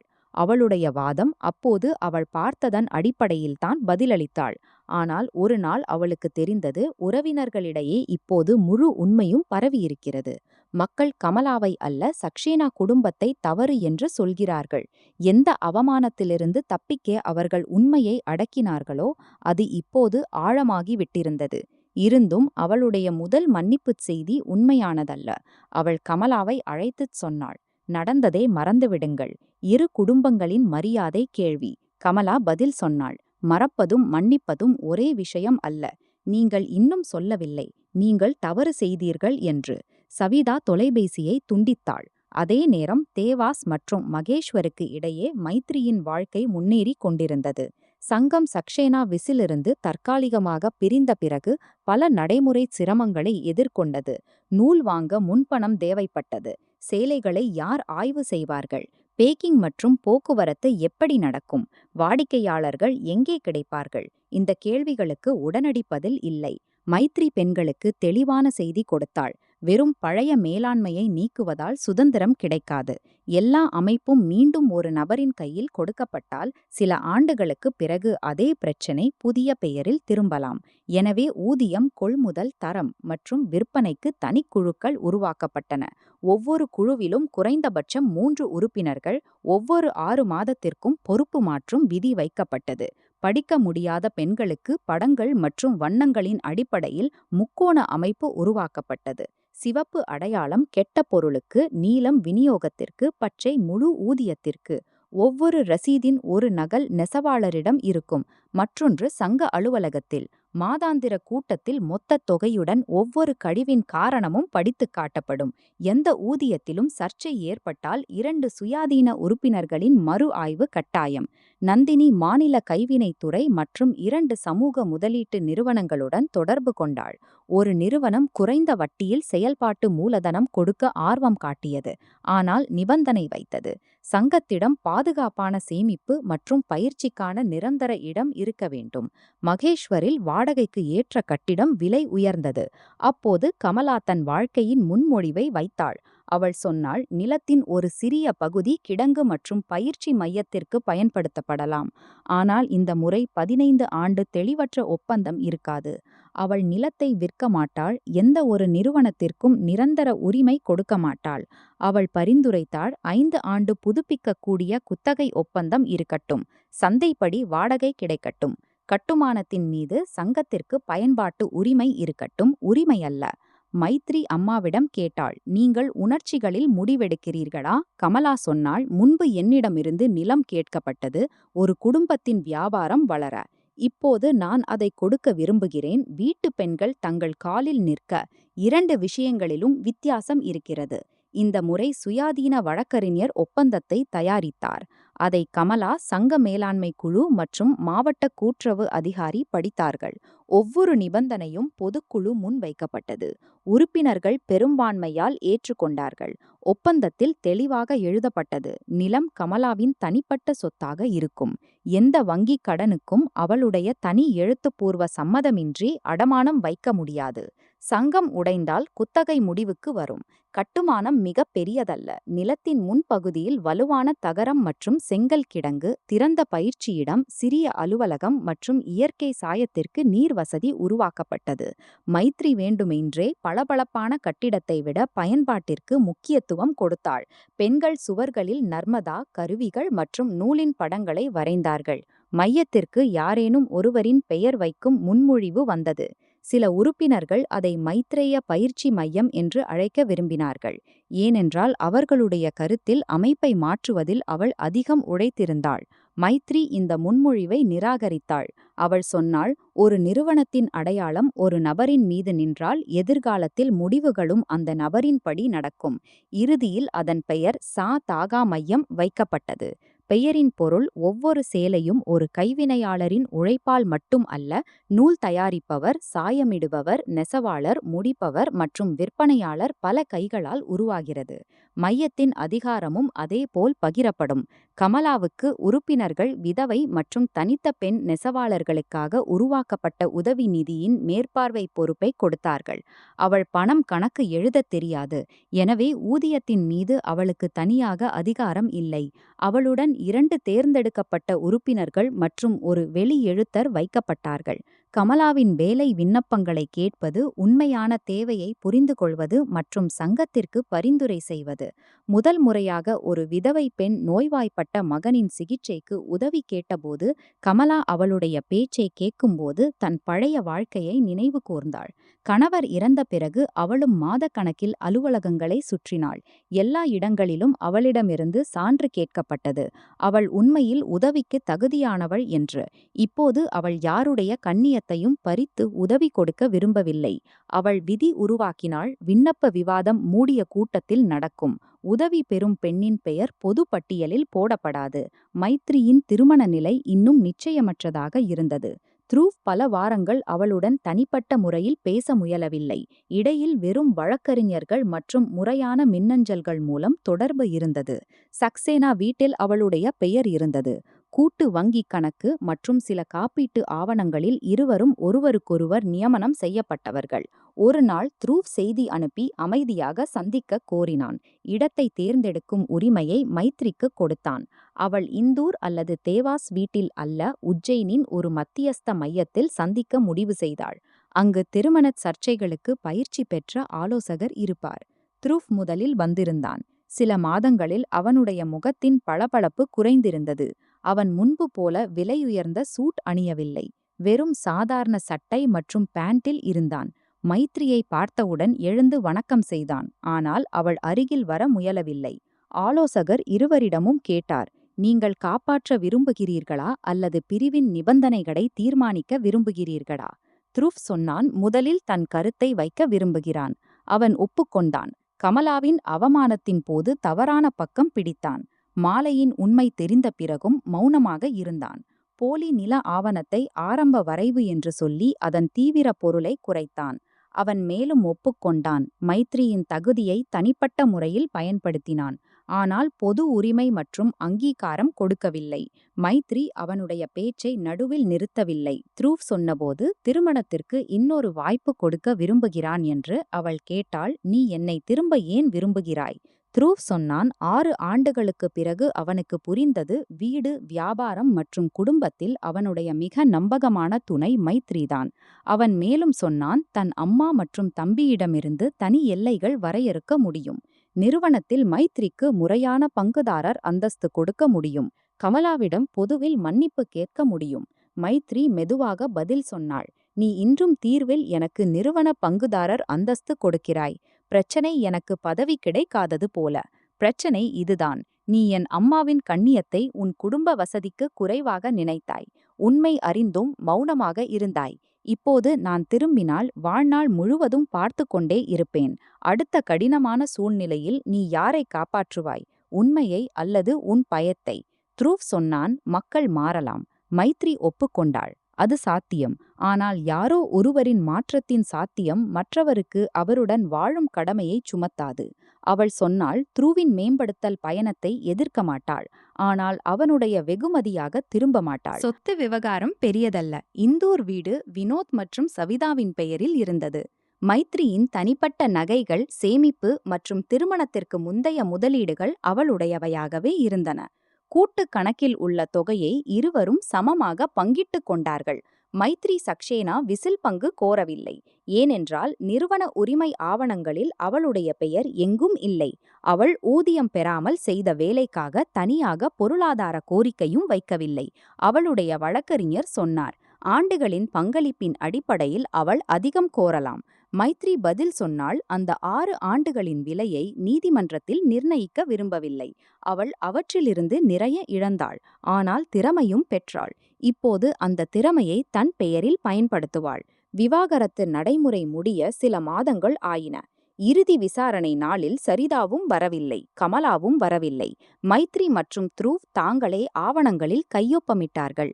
வெளியே வரும்போது த்ருவ் சொன்னான், மன்னிப்பு கேட்பது முடிவை மாற்றுவதற்காக இருக்கக்கூடாது என்பது எனக்கு தெரியும். இருந்தும் நான் உன்னிடமும் மாமியிடமும் மன்னிப்பு கேட்கிறேன். மைத்ரி சொன்னால், உன் பேச்சை கேட்டுவிட்டேன். மன்னிப்பு எப்போது எப்படி வரும் என்பதற்கு இன்று பதில் சொல்ல வேண்டிய அவசியமில்லை. அவர்கள் வெவ்வேறு திசைகளில் சென்றார்கள். எந்த நாடகமும் விடைபெறலும் இல்லை. யாரும் பின்னால் திரும்பி அழைக்கவில்லை.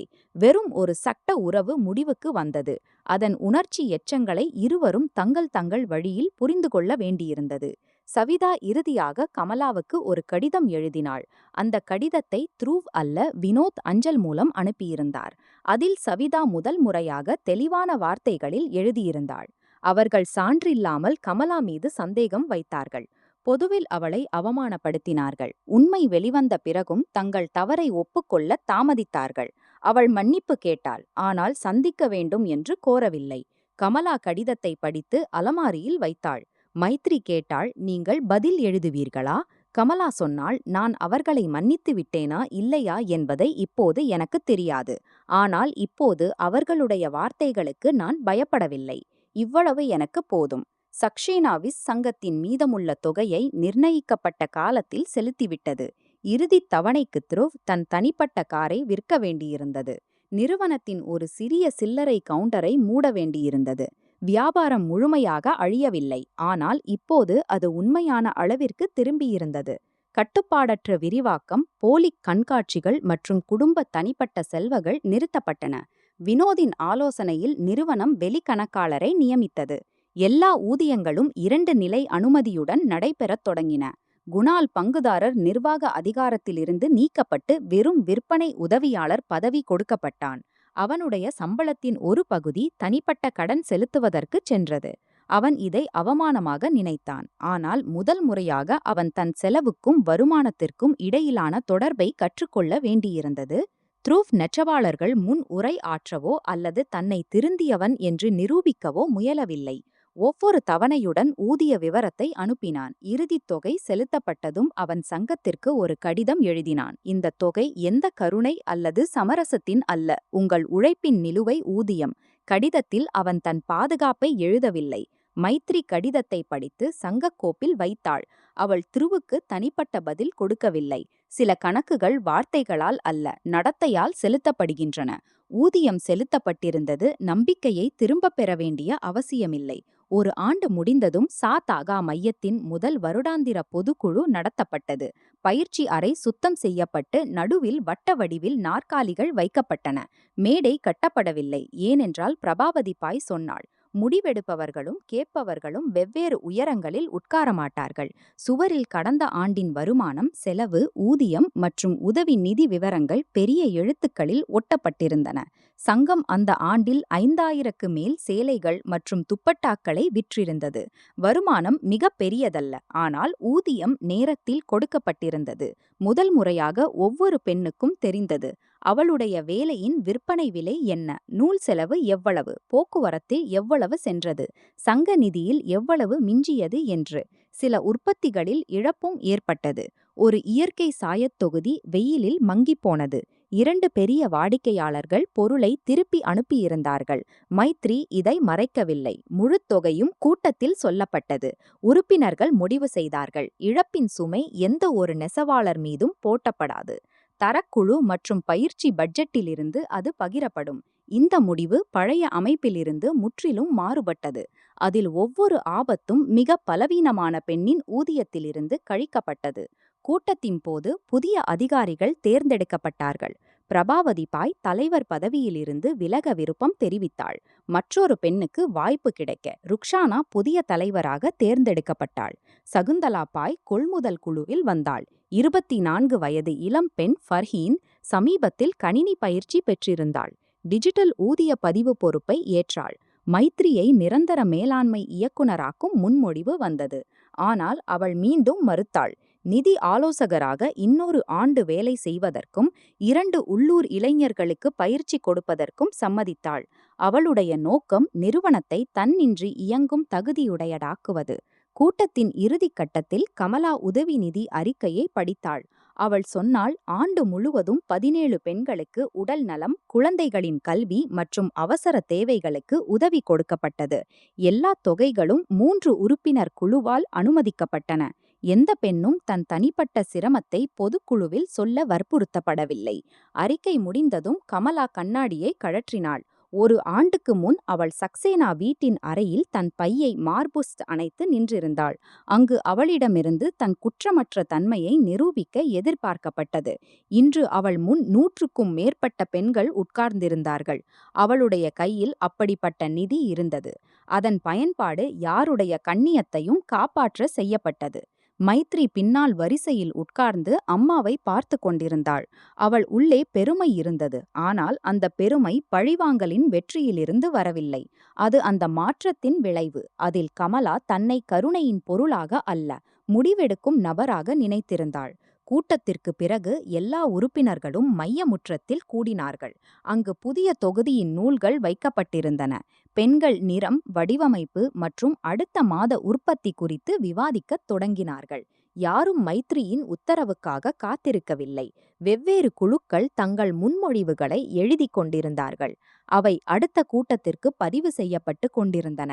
நந்தினி புன்னகைத்து மைத்ரியிடம் கேட்டாள், உனக்கு மோசமாக தோன்றவில்லையா இப்போது இவர்கள் உன்னின்றி முடிவெடுக்கிறார்கள் என்று? மைத்ரி பதில் சொன்னாள், இதுதான் மிக சிறந்த விளைவு. அப்போது ஃபர்ஹீன் ஒரு கோப்புடன் வந்தாள். அதில் சங்கத்தின் ஒரு விதியின் இறுதி நகல் இருந்தது. மேலே எழுதப்பட்டிருந்தது, எந்த வெளி நிறுவனம், குடும்பம் அல்லது நபருக்கும் நிரந்தர முடிவு அதிகாரம் கொடுக்கப்படாது.